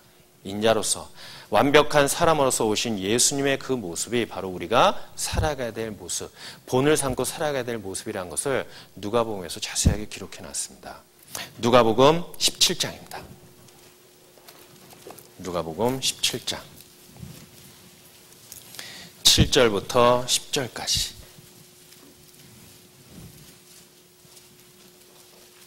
누가복음 17장 7절부터 10절까지 찾으셨으면 같이 읽도록 하겠습니다. 너희 중에 누이게 밭을 갈거나 양을 치거나 하는 종이 있어 밭에서 돌아오면 저더러 곧 와 앉아서 먹으라 할 자가 있느냐? 도리어 저더러 내 먹을 것을 예비하고 띠를 띠고 나의 먹고 마시는 동안에 수종 들고 너는 그 후에 먹고 마시라 하지 않겠느냐? 명한 대로 하였다고 종에게 살해하겠느냐? 이와 같이 너희도 명령받은 것을 다 행한 후에 이르기를 우리는 무익한 종이라 우리의 하여야 할 일을 할 것뿐이라 할지라. 그래서 여기에서 종된 자세를 또한 누가복음에서 우리에게 자세하게 설명해 주시고 있습니다. 밭에서 일을 하고 돌아왔을 때 오히려 주인이 먹을 것을 준비하고 했던 그 모든 것, 그리고 주인이 나한테 오히려 이런 것을 하고 나서 나에게 칭찬하고 나에게 살해하겠느냐? 아니라는 거죠. 마땅히 종은 그것을 마땅히 해야 될 일이기 때문에 당연히 하다는 거예요. 그래서 우리가 구원받고 나서 정말 사람으로서의 살아가는 모습, 많은 사람들 주님의 인도하는 모습, 또 주님의 종의 모습이 어떠한 모습이냐? 바로 평생 주님께서 주신 그 은혜를 우리가 무엇으로 보답할 거라고 시편 116편에 있는 말씀처럼 우리가 그러한 마음으로 살아가는 것이 마땅한 진정한 그러한 종의 모습이라는 것도 누가복음에서 우리에게 교훈해 주시고 있습니다. 그리고 또한 누가복음에서 우리에게 교훈해 주신 내용 중에 하나가 또한 주님 앞에 핑계치 말아라 라고 하고 있어요. 먼저 우선순위를 둬야 될 것이 무엇인지를 우리에게 교훈해 주시고 있습니다. 누가복음 14장입니다. 누가복음 14장 16절입니다. 누가복음 14장 16절부터 20절까지 찾으셨으면 같이 읽도록 하겠습니다. 이르시되 어떤 사람이 큰 잔치를 배설하고 많은 사람을 청하였더니 잔치할 시간에 그 청하였던 자들에게 종을 내어 보내어 가로되 오소서 모든 것이 준비되었나이다 하매 다 일치하게 사양하여 하나는 가로되 나는 밭을 샀음에 불갑을 나가 보아야 하겠으니 청컨대 나를 용서하도록 하라 하고 또 하나는 가로되 나는 소 5겨리를 샀음에 시험하러 가니 청컨대 나를 용서하도록 하라 하고 또 하나는 가로되 나는 장가들었으니 그러므로 가지 못하겠노라 하는지라. 종이 돌아와 주인에게 그대로 고하니 이에 집 주인이 노하여 그 종에게 이르되 빨리 시내에 거리와 골목으로 나가서 가난한 자들과 병신들과 소경들과 저는 자들을 데려오라 하니라. 자, 여기에서도 바로 잔치를 배설하고 모든 사람들을 청했을 때 그들이 저는 밭을 샀음에 불갑을 나가봐야 하겠다. 그리고 나를 용서하소서라고 하고, 또 한 사람은 소 5겨리를 샀기 때문에 또한 시험하러 가기 때문에 그 잔치에 참석하지 못한다라고 이렇게 변명하고, 또한 많은 여러 가지 일로 그 잔치에 참석하지 못하는 모습을 보게 됩니다. 여기에서 또한 우리에게 뭘 가르쳐 주냐? 우리가 세상에 사는 동안에 또한 주님의 종으로서 주님의 그 자녀로서 살아가는데 우리가 우선순위로 둬야 될 것이 과연 무엇이냐? 바로 모든 것에 대해서 먼저 그의 나라와 그의 의를 우선적으로 구하라라고 우리에게 명하고 있습니다. 그래서 우리가 알다시피 과부가 그 헌금함에 넣었을 때 그 2렙돈을 예수님께서 오히려 그것을 칭찬하는 것처럼 그가 먼저 주님께 드리고 먼저 주님의 일을 했었을 때 주님께서는 그를 칭찬했던 그러한 모습을 우리에게 또한 보여주고 있습니다. 그리고 엘리야 시대 때도 그 사르파 과부가 엘리야가 먼저 그 기름과 그 남은 밀가루고 먼저 음식을 만들어서 자기를 공양하고 그 이후에 그와 그 아들들이 먹게 하라라고 했을 때 그 사르파 과부도 먼저 엘리야를 공경하는 이후에 그 기근이 끝날 때까지 결코 그 통에 그 기름과 가루가 쇠하지 않고 마르지 않았다는 것도 또한 먼저 그의 나라와 그의 의를 구하라라고 하고 있습니다. 그래서 이런 걸 통해서 우리에게 또한 가르쳐 주는 것은 누가복음을 통해서 또한 먼저 주님의 일을 먼저 생각하고 주님의 일을 먼저 행하는 것이 우선적이다라고 하고 있습니다. 또 누가복음을 통해서 우리에게 또 한 가지 표현해 주신 내용이 바로 뭐냐? 우리가 구원받고 나서 대개는 이제 다 주님의 제자로서 또 복음 전하는 자로서 나머지 때를 살아가기를 또 원할 때가 많이 있습니다. 그러니까 과연 주님의 제자가 되는 것이 그렇게 쉬운 일이냐? 그것이 아니라는 것도 누가복음을 통해서 우리에게 가르쳐주고 있습니다.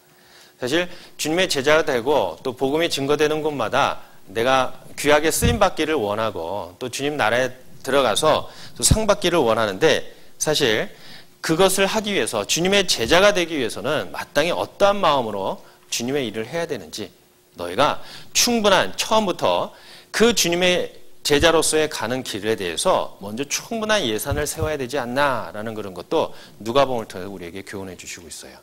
누가복음 14장입니다. 누가복음 14장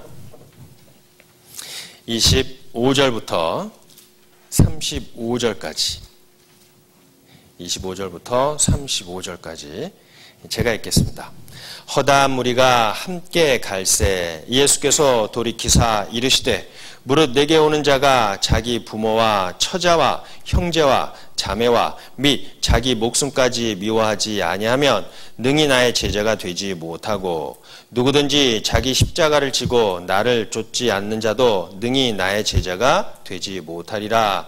너희 중에 누가 망대를 세우고자 할진대 자기의 가진 것이 준공하기까지 족할는지 먼저 앉아 그 비용을 예산하지 아니하겠느냐. 그렇게 아니하여 그 기초만 쌓고 능히 이루지 못하면 보는 자가 다 비웃어 가로되 이 사람이 역사를 시작하고 능히 이루지 못하였다 하리라. 또 어느 임금이 다른 임금과 싸우러 갈 때에 먼저 앉아 1만으로서 저 2만을 가지고 오는 자를 대적할 수 있을까 헤아리지 아니하겠느냐. 만일 못할 터이면 저가 아직 멀리 있을 동안에 사신을 보내어 화친을 청할지니라. 이와 같이 너희 중에 누구든지 자기의 모든 소유를 버리지 아니하면 능히 내 제자가 되지 못하리라. 소금이 좋은 것이나 소금도 만일 그 맛을 잃었으면 무엇으로 짜게 하리요. 땅에도 거름에도 쓸데없어 내어버리느니라. 들을 귀가 있는 자들은 들을지어다 하시니라. 바로 누가복음을 통해서 또 우리에게 주님의 제자의 도가 어떤 것인지를 우리에게 가르쳐주고 있습니다. 바로 예수님이 십자가에서 그 사역을 십자가에 못 박히는 그 일이 임박해옴에 따라 제자들에게 앞으로 그들에게 닥칠 환난과 고난에 대해서 미리 얘기해 주면서 너희가 믿음을 갖고 날 따라오지만 그러나 따라오는 그 과정 속에서 너희가 충분한 예산을 세우지 않으면은 주님의 그 제자의 길을 따라오지 못한다라는 것을 누가복음을 통해서 그들에게 교훈해 주신 내용입니다. 근데 그 당시에 예수님은 그 당시에 있었던 일들을 통해서 그들에게 설명해 주셨어요. 바로 첫 번째 그들에게 바로 내용은 망대를 세우고자 할진대라고 하고 있지만, 바로 그 당시에 헤롯 왕이 그 이스라엘 백성들의 환심을 사기 위해서 곳곳에다가 아주 큰 망대를 세웠습니다. 규모가 아주 컸기 때문에 들어가는 비용도 아주 컸었어요. 근데 그들의 예산 부족으로 인하여 많은 데서는 또한 중간에 짓다가 그것을 중단한 경우도 많이 있었습니다. 그래서 많은 사람들이 그것을 보고 오히려 헤롯이 그 이스라엘 백성들의 환심을 사고자 그 망대를 지었는데, 오히려 끝에는 오히려 그 망대를 짓고 중간에 중단함으로 인하여 많은 사람들의 비웃음을 샀던 것도 그때 우를 범했던 그 헤롯 왕의 모습을 통해서 교훈해 주시고 있어요. 그리고 또한 두 번째 예로 들으면은 그 전쟁, 그리고 전쟁을 통해서 너희가 적군이 쳐들어오는데 적군이 그 군병수가 많으면은 너희가 만약에 이기지 못한다면 미리 사신을 보내서 화친해야 되지 않냐라고 하고 있습니다. 이 또한 그 당시에 일어났던 일들이기도 해요. 사실 헤롯 왕이 그 헤로디아 여인을 좋아하기 때문에 자기의 본처하고 이혼을 했습니다. 그래서 본처하고 이혼하는 과정 속에서 바로 아라비아 왕 아스테아의 딸과 이혼하는 바람에 그 아라비아 군대가 그 헤롯 왕을 쳐들어오는 그러한 일이 있었어요. 근데 헤롯 왕은 오히려 그거에 대해서 화친하지 않고 그 전쟁에서 대패했던 그러한 수모를 얻었기 때문에 예수님이 또한 그 전쟁을 통해서 이스라엘 자기 제자들과 그 많은 사람들에게 교훈해 주신 내용이에요. 만에 봐서 너희가 적군과 싸워서 이기지 못한다면은 싸우기 전에 미리 사신을 보내서 화친해야 되는 거지 않냐. 그런 것도 미리 예산하지 않고 그냥 무작정 가서 싸운다면은 그것은 미련한 짓이 아니냐라고 이렇게 말하고 있습니다. 그래서 주님의 제자, 결코 그렇게 쉬운 것이 아니다. 너희가 나를 따라오려냐? 모든 것을 다 포기하고 모든 것을 다 버리고 너희 십자가를 져야 된다라는 것을 교훈해 주시고 있어요. 그래서 그리고 끝으로는 세 번째 말하는 것은 그 맛을 잃은 소금에 대해서 교훈하고 있는데, 바로 그 헌신과 희생을 통해서 비로소 주님의 제자 그리고 세상의 소금으로서 살아가는 것도 우리에게 보여주고 있습니다. 그래서 참된 제자가 되기 위해서는 그들이 갖고 있었던 그 세상적인 가치관, 그리고 여러 가지 태도, 그리고 자기가 갖고 있던 모든 것들 버려야지만 주님을 따라갈 수 있다라고 이렇게 우리에게 설명해 주시고 있어요. 그리고 하나님께서 너희가 주님을 따라가는 가운데 여러 가지 힘들고 어려운 일이 있을 것이다. 그러나 이스라엘 백성들처럼 불평하여 하나님을 원망하는 소리를 하지 말아라 라고도 교훈하고 있어요. 만약 우리가 충분한 예산을 세우고 주님을 따라갔다면 어떠한 일이 우리에게 있을지라도 결코 주님을 떠나거나 주님 앞에 원망하는 그러한 말을 하지 않을 거라고 생각해요. 사실 우리가 구원받고 나서 대개 이제 전도하는 과정 속에서 마음속에 또 간절히 원하는 것이 뭐 있습니까? 나중에 주님 앞에 갔을 때 상 받기 원하지 않으세요? 있어요, 없어요? 없어요? 네. 사실 되게 구원받고 나서 전도하는 과정 속에서 전도하는 한 사람 한 사람 정말 하나님 앞에 우리의 상급이 무엇이냐? 너희가 아니냐? 그랬잖아요. 그러니까 구원받은 한 사람 한 사람이 우리가 나중에 주님 앞에 갔을 때 다 상급이고 우리의 면류관인데 우리는 다 그러한 상급을 받기를 원해요. 그러나 그러한 상급을 받기 위해서는 우리가 마땅히 주님을 따라가고 주님의 일을 하는 가운데 어떠한 마음으로 가져야 되냐? 사실 야고보와 요한도 예수님이 왕위에 올랐을 때 좌우편에 앉기를 원했어요. 근데 예수님은 그들에게 뭐라고 했습니까? 마태복음 20장입니다. 마태복음 20장.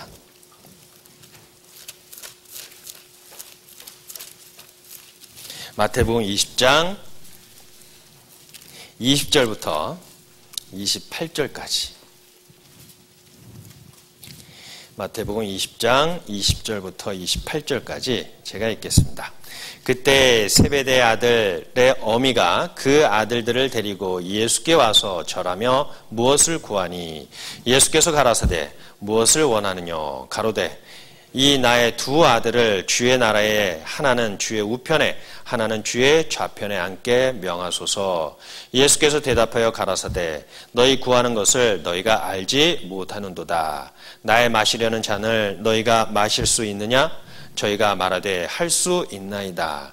가라사대 너희가 과연 내 잔을 마시려니와 내 좌우편에 앉은 것을 나의 줄 것이 아니라 내 아버지께서 누구를 위하여 예비하셨든지 그들이 얻을 것이니라. 10 제자가 듣고 그 두 형제에 대하여 분이 여기거늘 예수께서 제자들을 불러다가 가라사대 이방인의 집권자들의 저희에게 임의로 주관하고 그 대인들이 저희에게 권세를 부리는 줄 너희가 알거니와 너희 중에는 그렇지 아니하니 너희 중에 누구든지 크고자 하는 자는 너희를 섬기는 자가 되고 너희 중에 누구든지 으뜸이 되고자 하는 자는 너희 종이 되어야 하리라. 28절은 같이 읽도록 하겠습니다. 인자에 온 것은 섬김을 받으려 함이 아니라 도리어 섬기려 하고 자기 목숨을 많은 사람의 대속물로 주려 함이니라. 바로 예수님의 그 좌우편에 앉는 것은 하나님께서 허락하신다. 그리고 너희가 과연 좌우편에 앉을 수 있느냐? 라고 물어보고 있습니다. 그래서 예수님이 온 것은 섬김을 받으려 하냐? 아니요. 도리어 섬기려 하고 많은 사람들을 위해서 자기 목숨을 대속물로 주려 함이라 라고 말한 것처럼 너희가 정말 주님 앞에 하나님 앞에 가서 상급을 받기를 원하느냐? 그러면 너희가 마땅히 어떠한 모습으로서 주님의 제자의 일을 해야 되는지도 그에게 말하고 있습니다. 사실 바울 사도도 그 모든 고난과 고통을 견딜 수 있었던 것은 그는 하나님께서 그에게 예비하신 의의 면류관이 있다는 것을 알았기 때문에 그래요. 우리도 때로는 야고보와 또한 요한처럼 많은 주님 앞에 가서 칭찬받고 면류관을 받기를 원해요. 그러나 진정한 제자의 도가 어떤 모습인지를 우리는 그대로 행하기를 원치 않을 때가 있어요. 때로는 예산을 적게 잡았기 때문에 그래요.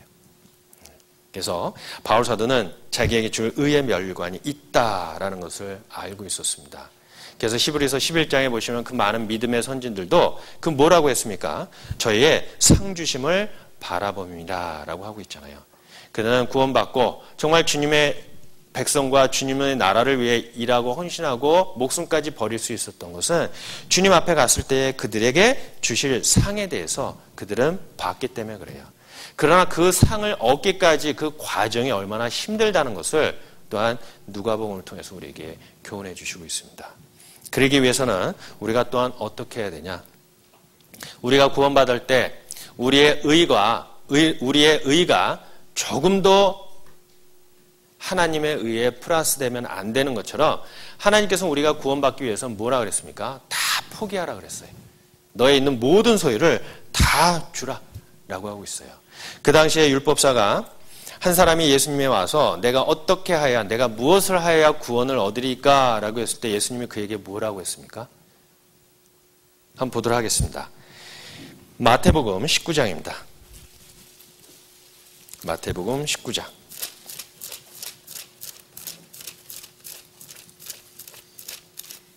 마태복음 19장 16절입니다.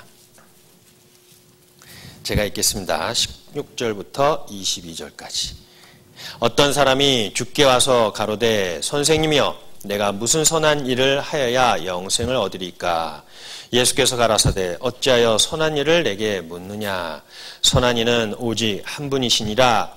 내가 생명에 들어가려면 계명들을 지키라. 가로되 어느 계명이오니까? 예수께서 가라사대 살인하지 말라, 간음하지 말라, 도적질하지 말라, 거짓 증거하지 말라, 내 부모를 공경하라, 내 이웃을 내 몸과 같이 사랑하라 하신 것이니라. 그 청년이 가로되 이 모든 것을 내가 지켰사오니 아직도 무엇이 부족하나이까? 예수께서 가라사대 내가 온전하고자 할진대 가서 내 소유를 팔아 가난한 자들을 주라. 그리하면 하늘에서 보화가 내게 있으리라. 그리고 와서 나를 좇으라 하시니 그 청년이 재물이 많으므로 이 말씀을 듣고 근심하며 가니라. 자, 바로 이 청년이 어떻게 해야 영생을 얻으리까? 라고 했을 때 예수님께서는 다 답을 가르쳐 줬어요. 근데 그가 못한 이유가 그 청년은 재물이 많으므로 이 말씀을 듣고 근심하여 가니라 그랬죠. 자, 하나님께서는 이 세상에서도 우리가 구원받기 위해서는 우리의 모든 소유, 나의 모든 의는 다 버려야 돼요. 왜? 하나님께서 주신 그 구원의 은혜가 너무나도 크고 값진 것이기 때문에 자기의 모든 소유를 다 버리고 다 팔고 그리고 그것을 사라고 했어요. 마치 밭에 감추인 보화 그것을 발견했을 때 자기의 모든 소유를 팔아 그 밭을 산 것처럼. 마태복음 13장입니다. 마태복음 13장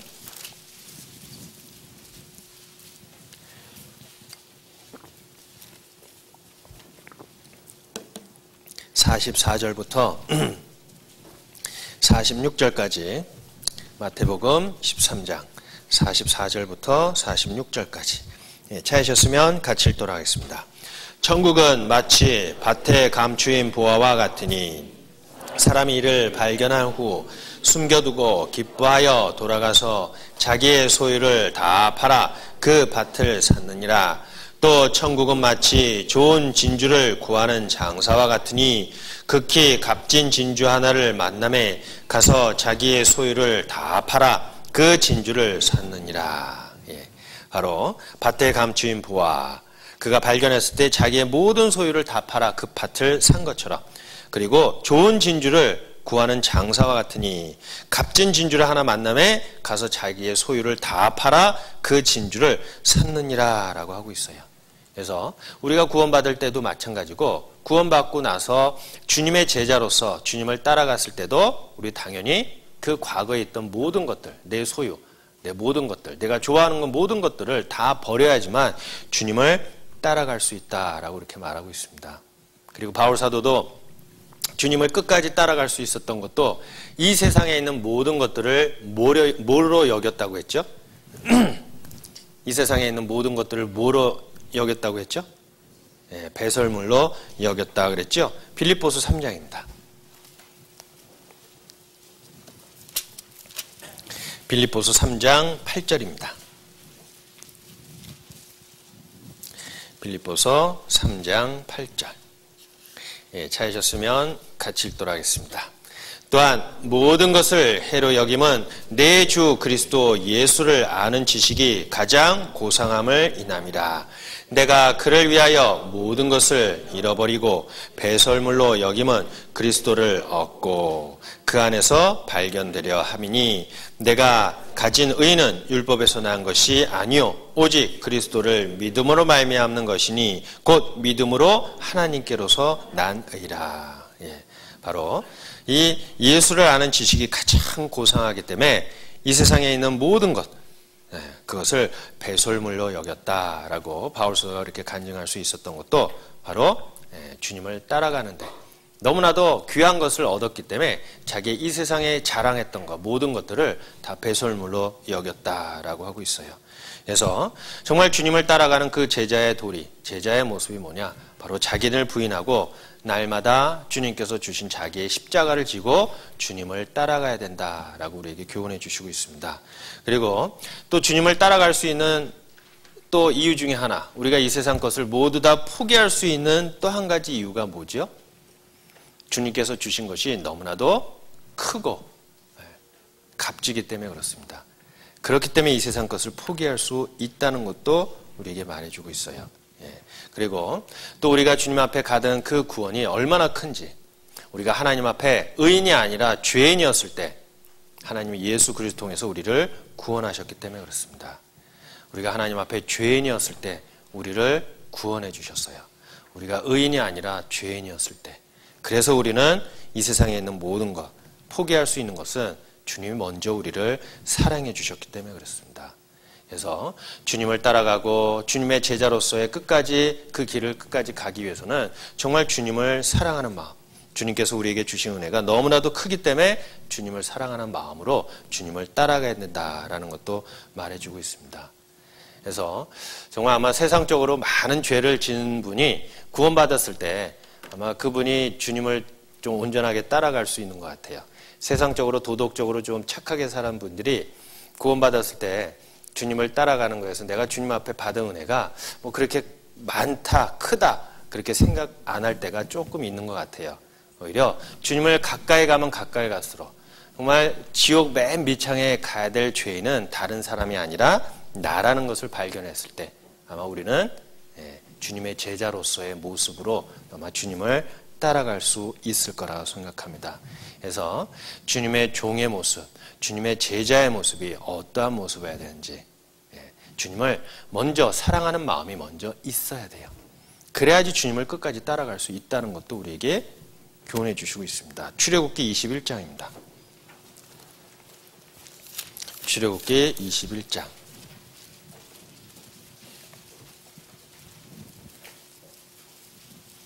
출애굽기 21장 5절 6절입니다.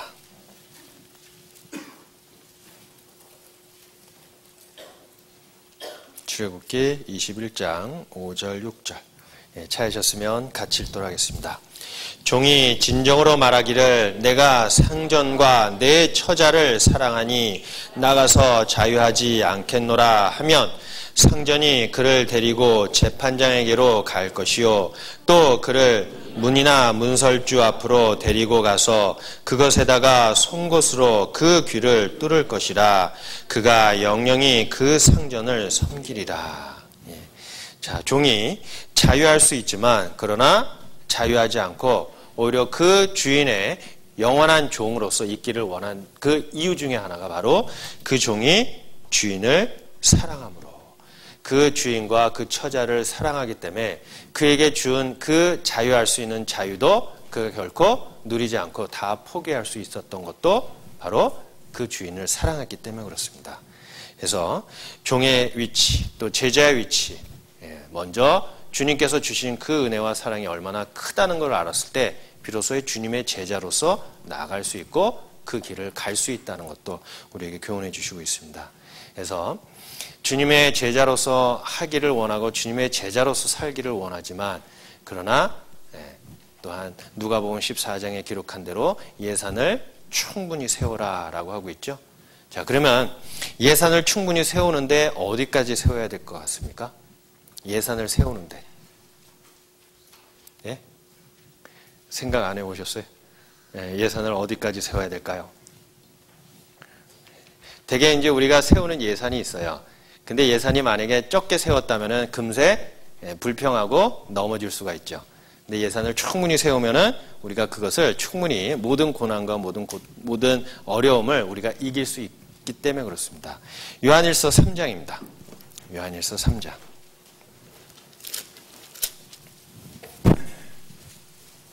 요한일서 3장 16절.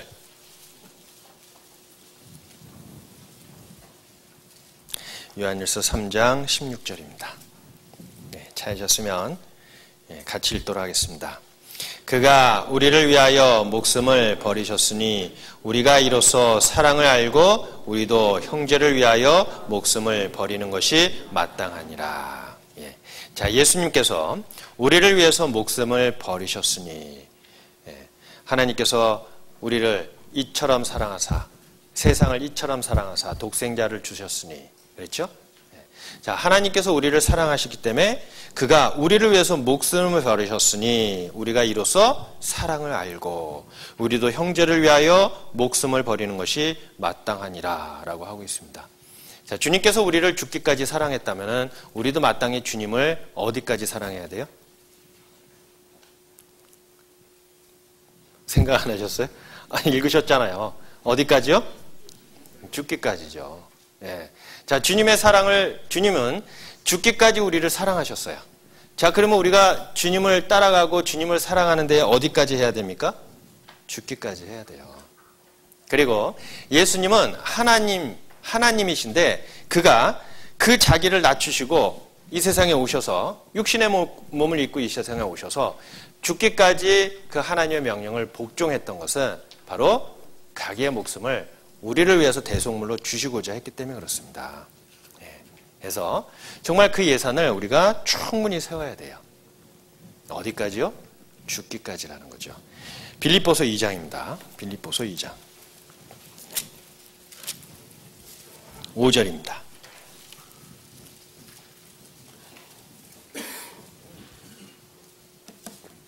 빌립보서 2장 5절부터 8절까지 찾으셨으면 같이 읽도록 하겠습니다.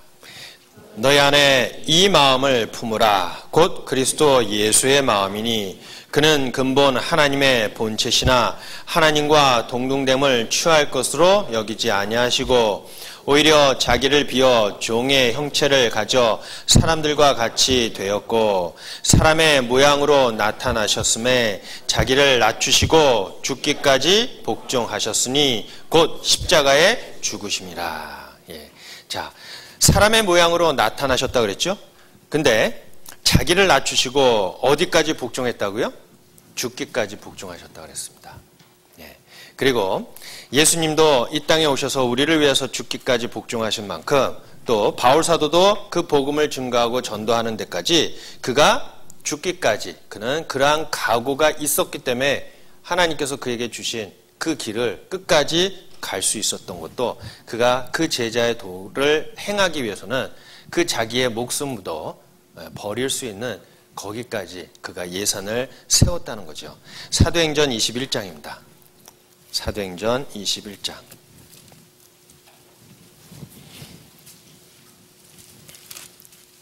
13절부터 14절까지 사도행전 21장 13절부터 14절까지 찾으셨으면 같이 읽도록 하겠습니다. 바울이 대답하되 너희가 어찌하여 울어 내 마음을 상하게 하느냐.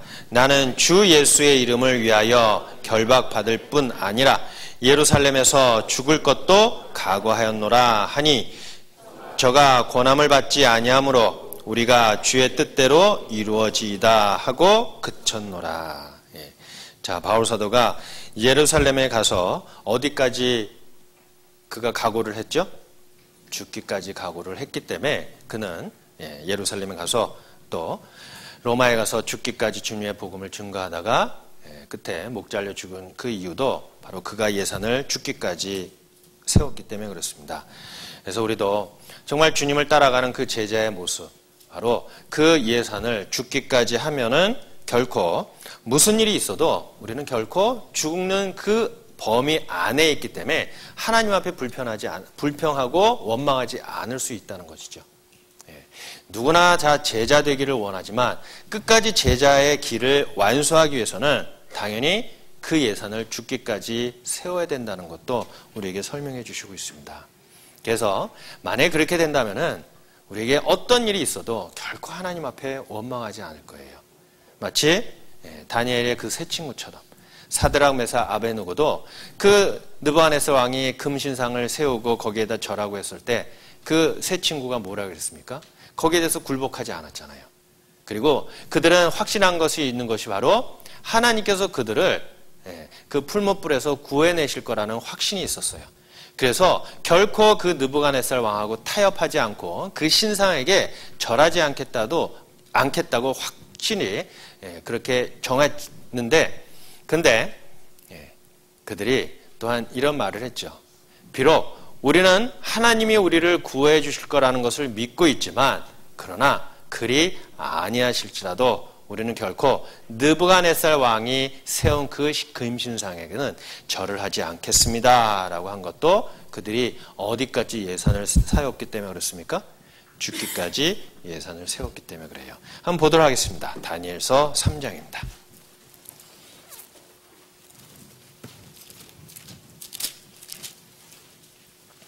다니엘서 3장 13절부터 제가 읽겠습니다. 13절부터 18절까지. 느부갓네살 왕이 노하여 분하여 사드락과 메삭과 아베느고를 끌어오라 명하매 드디어 그 사람들을 왕의 앞으로 끌어온지라. 느부갓네살이 그들에게 물어 가로되 사드락 메삭 아베느고야 너희가 내 신을 섬기지 아니하며 내가 세운 금신상에게 절하지 아니하니 짐진 그리하였느냐. 이제라도 너희가 예비하였다가 언제든지 나팔과 피리와 수금과 사면금과 얌금과 생황과 및 모든 악기 소리를 듣거든 내가 만든 신상 앞에 엎드려 절하면 좋거니와 너희가 만일 절하지 아니하면 즉시 너희를 극렬히 타는 풀무 가운데 던져 넣을 것이니 능히 너희를 내 손에서 건져낼 신이 어떤 신이겠느냐? 사드락과 메삭과 아베노고가 왕에게 대답하여 가로되 느부갓네살 왕이여 우리가 이 일에 대하여 왕에게 대답할 필요가 없나이다. 만일 그리할 것이면 왕이여 우리가 섬기는 우리 하나님이 우리를 극렬히 타는 풀목 가운데서 능히 건져내시겠고 왕의 손에서도 건져내시리이다. 18절 같이 읽도록 하겠습니다. 그리 아니하실지라도 왕이여 우리가 왕의 신들을 섬기지도 아니하고 왕의 세우신 금신상에게 절하지도 아니할 줄 아옵소서. 바로 이 사드락과 메삭과 아베느고도 그들이 그 바벨론으로 포로로 잡혀갈 때 그들은 이미 다니엘처럼 뜻을 정했고 또 주님의 따라가는 그 발걸음 속에서도 그들이 예산을 세운 것이 죽기까지 예산을 세웠다는 것도 우리에게 말씀해 주시고 있습니다. 그래서 정말 주님의 제자가 되는 것이 그렇게 쉬운 것은 아니에요. 또 한편으로 보면 또 쉬워요. 내가 죽기까지 주님을 따라겠다라고 그렇게 미리 예산을 정했다면은 결코 어려운 일이 없겠죠. 마치 욥도 그 모든 재산이 다 이루어지고 자식이 다 죽었을 때 그가 하나님 앞에 원망하지 않았던 것도 뭐였습니까? 그가 이런 말을 했죠. 주신 자도 하나님이시요 취하신 자도 하나님이시라 라고 그가 그렇게 말한 것처럼 우리도 생명을 주신 하나님 또 이 생명을 취하시는 분도 하나님이고 주님을 따라가는데 우리가 죽기까지를 예산을 세운다면 결코 아무런 문제가 없을 것이다 라고 하고 있어요. 주님의 제자, 충분한 예산을 세우고 주님의 제자로서의 그 길을 가라라고 하고 있습니다. 그래서 정말 우리가 구원받고 나서 교회 가운데서 생활하면서도 우리가 때로는 형제자매님들의 그러한 그 잘못된 부분 또 자기가 좋아하는 형제자매님들 있는 반면에 자기가 또한 별로 좋아하지 않는 그러한 형제자매님들의 모습도 우리는 볼 수가 있어요. 근데 그러한 내 눈에 왜 미운 거, 왜 안 좋은 거, 그대의 결점만 그렇게 흉만 보이냐? 그것은 내가 그를 사랑하는 마음이 사실 죽기까지 있지 않기 때문에 그렇습니다. 주님이 우리를 사랑한 것을 죽기까지 우리를 사랑한 것은 우리로 하여금 형제자매를 또한 죽기까지 사랑하라라고 하고 있습니다. 근데 우리는 그러지 못하죠. 그래서 주님의 제자로서 예산을 충분히 세우는데 바로 죽기까지 예산을 세우라라고 하고 있습니다. 사실 부부지간에도 마찬가지입니다. 사실 처음에 결혼했을 때 서로 사랑해서 결혼했죠. 근데 좀 있으면 서로의 이제 결혼하기 전에는 서로의 장점만 보입니다. 그래서 결혼하게 되죠. 그렇죠? 눈에 뭐가 씌었다 그러잖아요. 근데 결혼하고 나서 좀 있다 보니까 상대편에 뭐가 보이죠? 장점만 보이나요? 거기 한번 청년들이라서 잘 모르겠습니다. 그랬겠네요. 근데 그러한 것들이 왜 보입니까? 그를 사랑하는 것이 내 자매, 내 형제를 사랑하는 것이 죽기까지 사랑하지 않기 때문에 그래요. 죽기까지 사랑하고 죽기까지 사랑한다면 결코 그러한 안 좋은 부분은 내 눈에 보이지 않을 거라고 생각합니다. 근데 사실 우리가 충분한 예산을 세우고 주님을 따라가라라고 하고 있지만 그러지 못한 사람들도 성경에 또한 기록해놨어요. 주님의 제자로서 처음에는 참 좋게 시작했다가 나중에 그 주님의 제자 대열에서 이탈한 사람이 있어요. 누군지 아세요? 데마였죠. 데마는 처음에 주님의 제자로서 정말 그 바울 사도가 복음 전하는데 같이 동참했었습니다.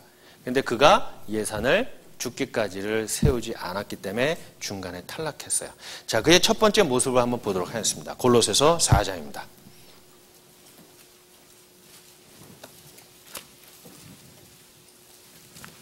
골로새서 4장 14절.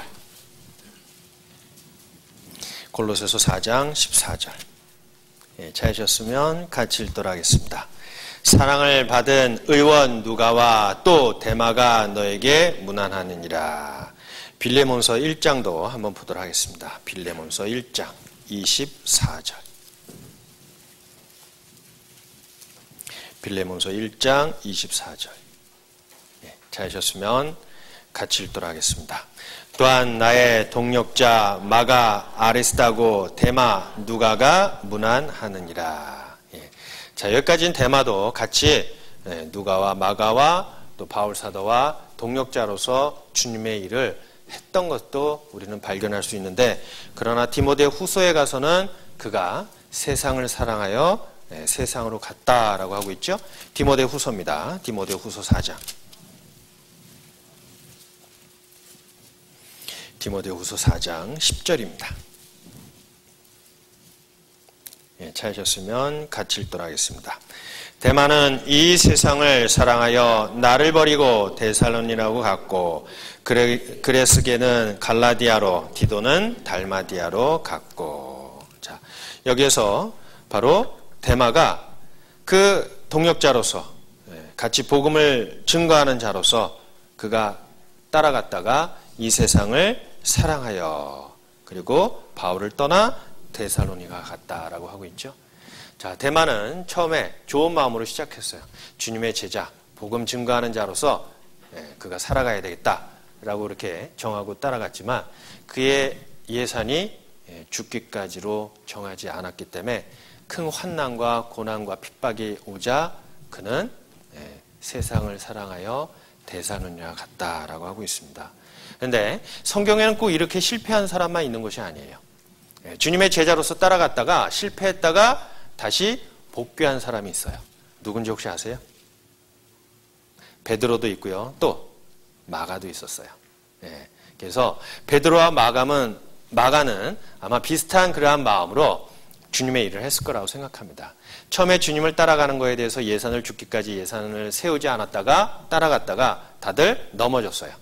넘어졌을 때 그들이 다시 자기의 모습을 돌이키고 정말 하나님께서 그들에게 주신 그러한 사랑과 은혜, 죽기까지 그들을 사랑했다는 그것을 다시 한번 생각하고 다시 주님의 제자로서 돌아갔었을 때 그들은 예산을 그전처럼 그렇게 아주 짧게 조금 예산을 세운 것이 아니라 그들의 예산을 죽기까지 세웠다는 것도 우리에게 말해주고 있습니다.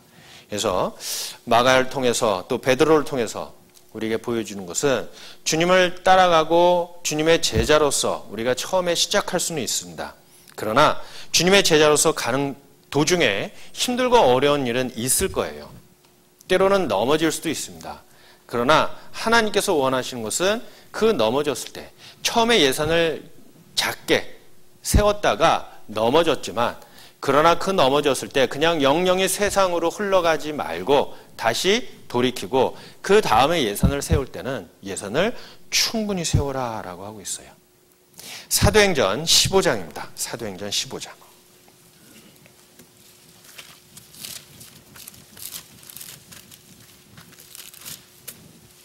사도행전 15장 37절 38절입니다. 사도행전 15장 37절 38절 찾으셨으면 같이 읽도록 하겠습니다.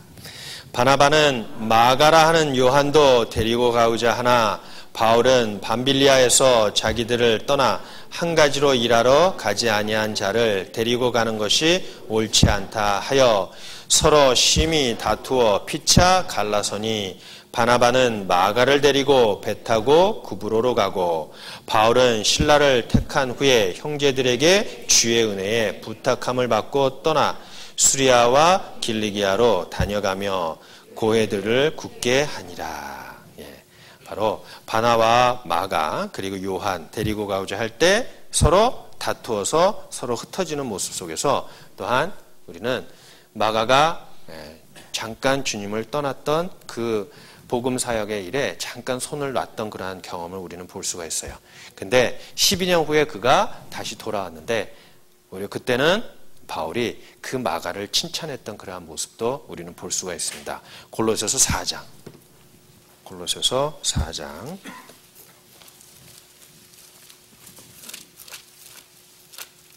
4장 10절입니다. 찾으셨으면 같이 읽도록 하겠습니다. 나와 함께 갇힌 아리스다고와 바나바의 생질 마가와 이 마가에 대하여 너희가 명을 받았음에 그가 이르거든 영접하라. 그리고 디모데후서 4장입니다. 디모데후서 4장 11절. 디모데후서 4장 11절 같이 읽도록 하겠습니다. 누가만 나와 함께 있느니라. 내가 올 때 마가를 데리고 오라. 저가 나의 일에 유익하니라. 예. 자, 디모데후서는 바울이 마지막 쓴 서신서기도 합니다. 그러나 그가 마지막에 바로 내가 올 때 마가를 데리고 오라. 저가 나의 일에 유익하니라 그랬죠. 결론은 마가는 중간에 이탈했지만 그러나 다시 돌아왔었을 때 그는 예산을 충분히 세웠다는 거죠. 바로 죽기까지 예산을 세웠기 때문에 나중에 바울이 오히려 마가를 칭찬했고 자기에 대해서 유익했다라고 이렇게 말할 수 있었던 것도 그가 충분한 예산을 세웠기 때문에 그렇습니다. 베드로도 마찬가지죠. 예수님을 3번 부인했고 예수님이 돌아가시고 부활하시고 그에게 나타났을 때 예수님이 죽기까지 그를 사랑했다는 것을 그가 깨달았을 때 예수님이 내가 나를 사랑하느냐라고 했을 때 주께서 아시나이다 라고 하고 그가 끝까지 정말 죽기까지 복음을 증거하는 일에 결코 실족하지 않고 떨어지지 않을 수 있었던 것도 그가 충분한 예산을 세웠기 때문에 그렇습니다.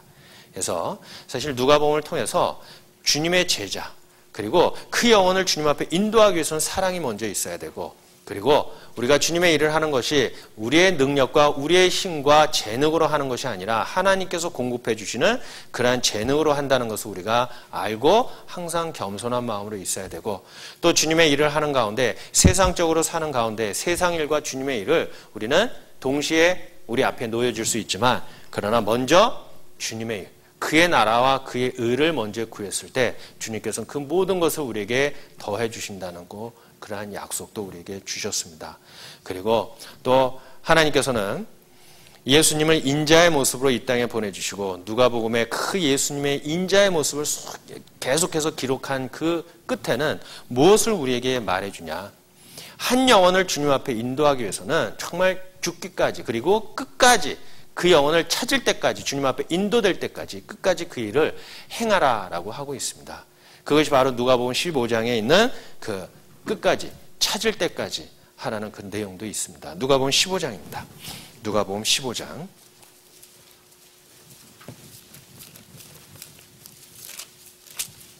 누가복음 15장 3절부터 6절까지 누가복음 15장입니다. 3절부터 6절까지 찾으셨으면 같이 읽도록 하겠습니다. 예수께서 저에게 이 비유로 이르시되 너희 중에 어느 사람이 양 100마리가 있는데 그 중에 하나를 잃으면 99마리를 들에 두고 그 잃은 것을 찾도록 찾아다니지 아니하느냐. 또 찾은즉 즐거워 어깨에 메고 집에 와서 그 벗과 이웃을 불러 모으고 말하되 나와 함께 즐기자. 나의 잃은 양을 찾았노라 하니라. 그래서 그 잃은 양 100마리가 있는데 그 중에 하나를 잃었을 때에 그 주인이 그 양 한 마리를 찾는 그 마음, 간절한 마음, 그것을 또한 우리로 하여금 배우게끔 해주시고 또 그 아래는 여자가 10 드라크마가 있을 때 그 한 드라크마를 잃어버렸을 때 그 드라크마를 찾기 위해서 그의 헌신되고 그 모든 것을 그 드라크마를 찾는 데에 혼신을 다 기울이는 것처럼 우리에게도 한 영혼을 주님 앞에 인도할 때까지 정말 그 영혼이 주님 앞에 인도돼서 구원받을 때까지의 우리의 마음을 잘 설명해 주시고 있습니다. 그래서 정말 그 영혼을 주님 앞에 인도하기 위해서는 이러한 노력이 필요하고 이러한 마음가짐이 필요하다라고 누가복음에서 우리에게 교훈해 주시고 있습니다. 그래서 시작은 좋으나 그러나 끝까지 가는 것이 중요하고 시작은 좋으나 중도에 넘어질 수도 있지만 그러나 다음에 다시 돌아왔을 때는 끝까지 갈 수 있을 정도로 그러한 충분한 예산을 세우면 끝까지 완주할 수 있다는 것도 우리에게 말해주고 있습니다. 그래서 사실 누가복음의 내용 교훈받을 수 있는 내용은 많아요. 누가복음 18장에 보시면 뭐가 떠오르죠? 기도에 떠오르죠. 기도하는 그러한 모습 또 그 인자가 예루살렘을 보고 또 애통하고 우셨던 그러한 진짜 사람의 그러한 마음과 모습으로서 우리에게 보여주는 누가복음의 예수님의 모습을 또한 발견할 수가 있습니다. 사실 나눠드린 프린트 안에는 제가 자세하게 다 기록해 놨어요. 그래서 이것을 사실 쭉쭉 이렇게 읽어갈 수도 있었는데 사실 읽어가면 끝에 남는 게 있습니까? 없습니까? 프린터 이거 드리면 집에 가서 보셔요? 그냥 제가 그냥 타이핑한 거에 대해서 그냥 수고했네. 그리고 그냥 끝냈을 거예요? 아니죠? 예. 사실 제가 처음에 이제 좀 읽어 드렸고 중간에는 이제 읽다가 이제 말았는데 사실 그 중간부터는 이제 자세하게 기록해 놨어요. 사실 각 장마다 그 하나님께서 무엇을 통해서 우리에게 교훈해 주신 것인지 거기에 자세하게 기록해 놨습니다.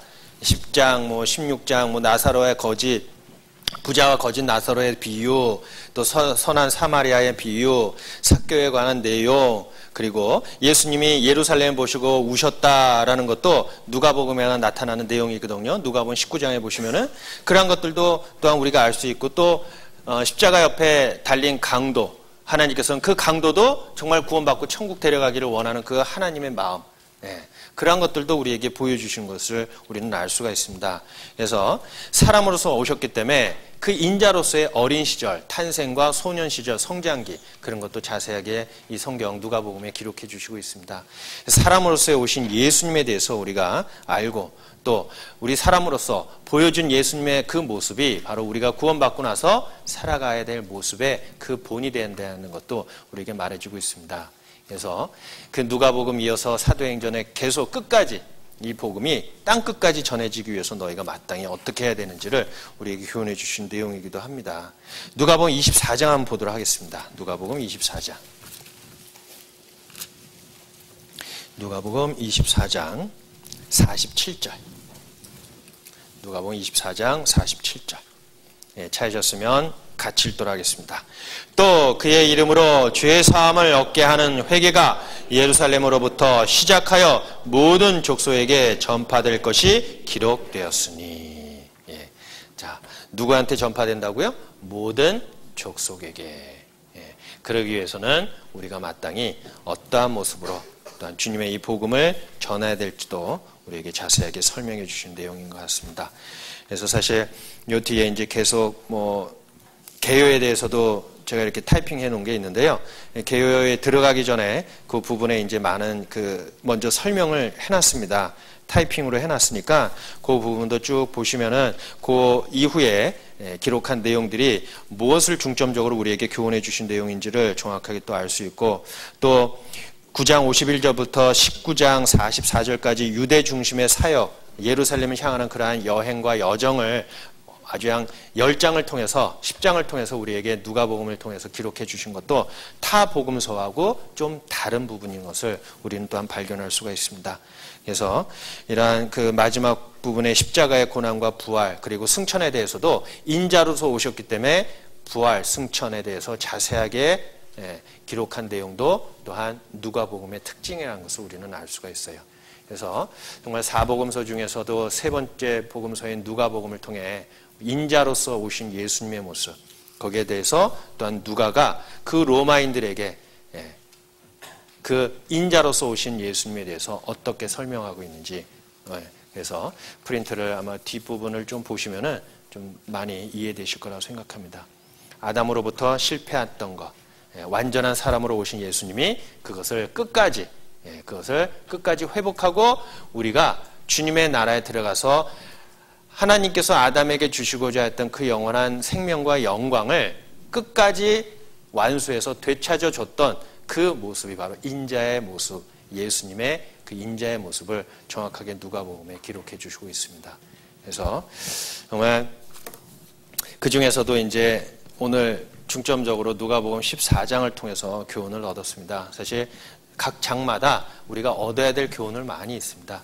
그러나 많은 그러한 교훈을 우리가 배웠다 그래서 다 자기 것은 되지는 않아요. 한 가지만 들어도 한 가지만 내 것이 되면은 그것이 오히려 하나님 앞에 내가 얻어졌고 거기 말씀 속에서 내가 교훈을 얻는 중요한 것이 되니까 그래서 주님의 제자로서의 마땅히 끝까지 다들 제자가 되기를 원하지만 끝까지 완주하기 위해서는 어떤 예산을 세워야 되는지 누가복음 14장을 통해서 배웠습니다. 어디까지 예산을 세워야 된다죠? 죽기까지. 그러면 끝까지 다 완주할 수 있겠죠?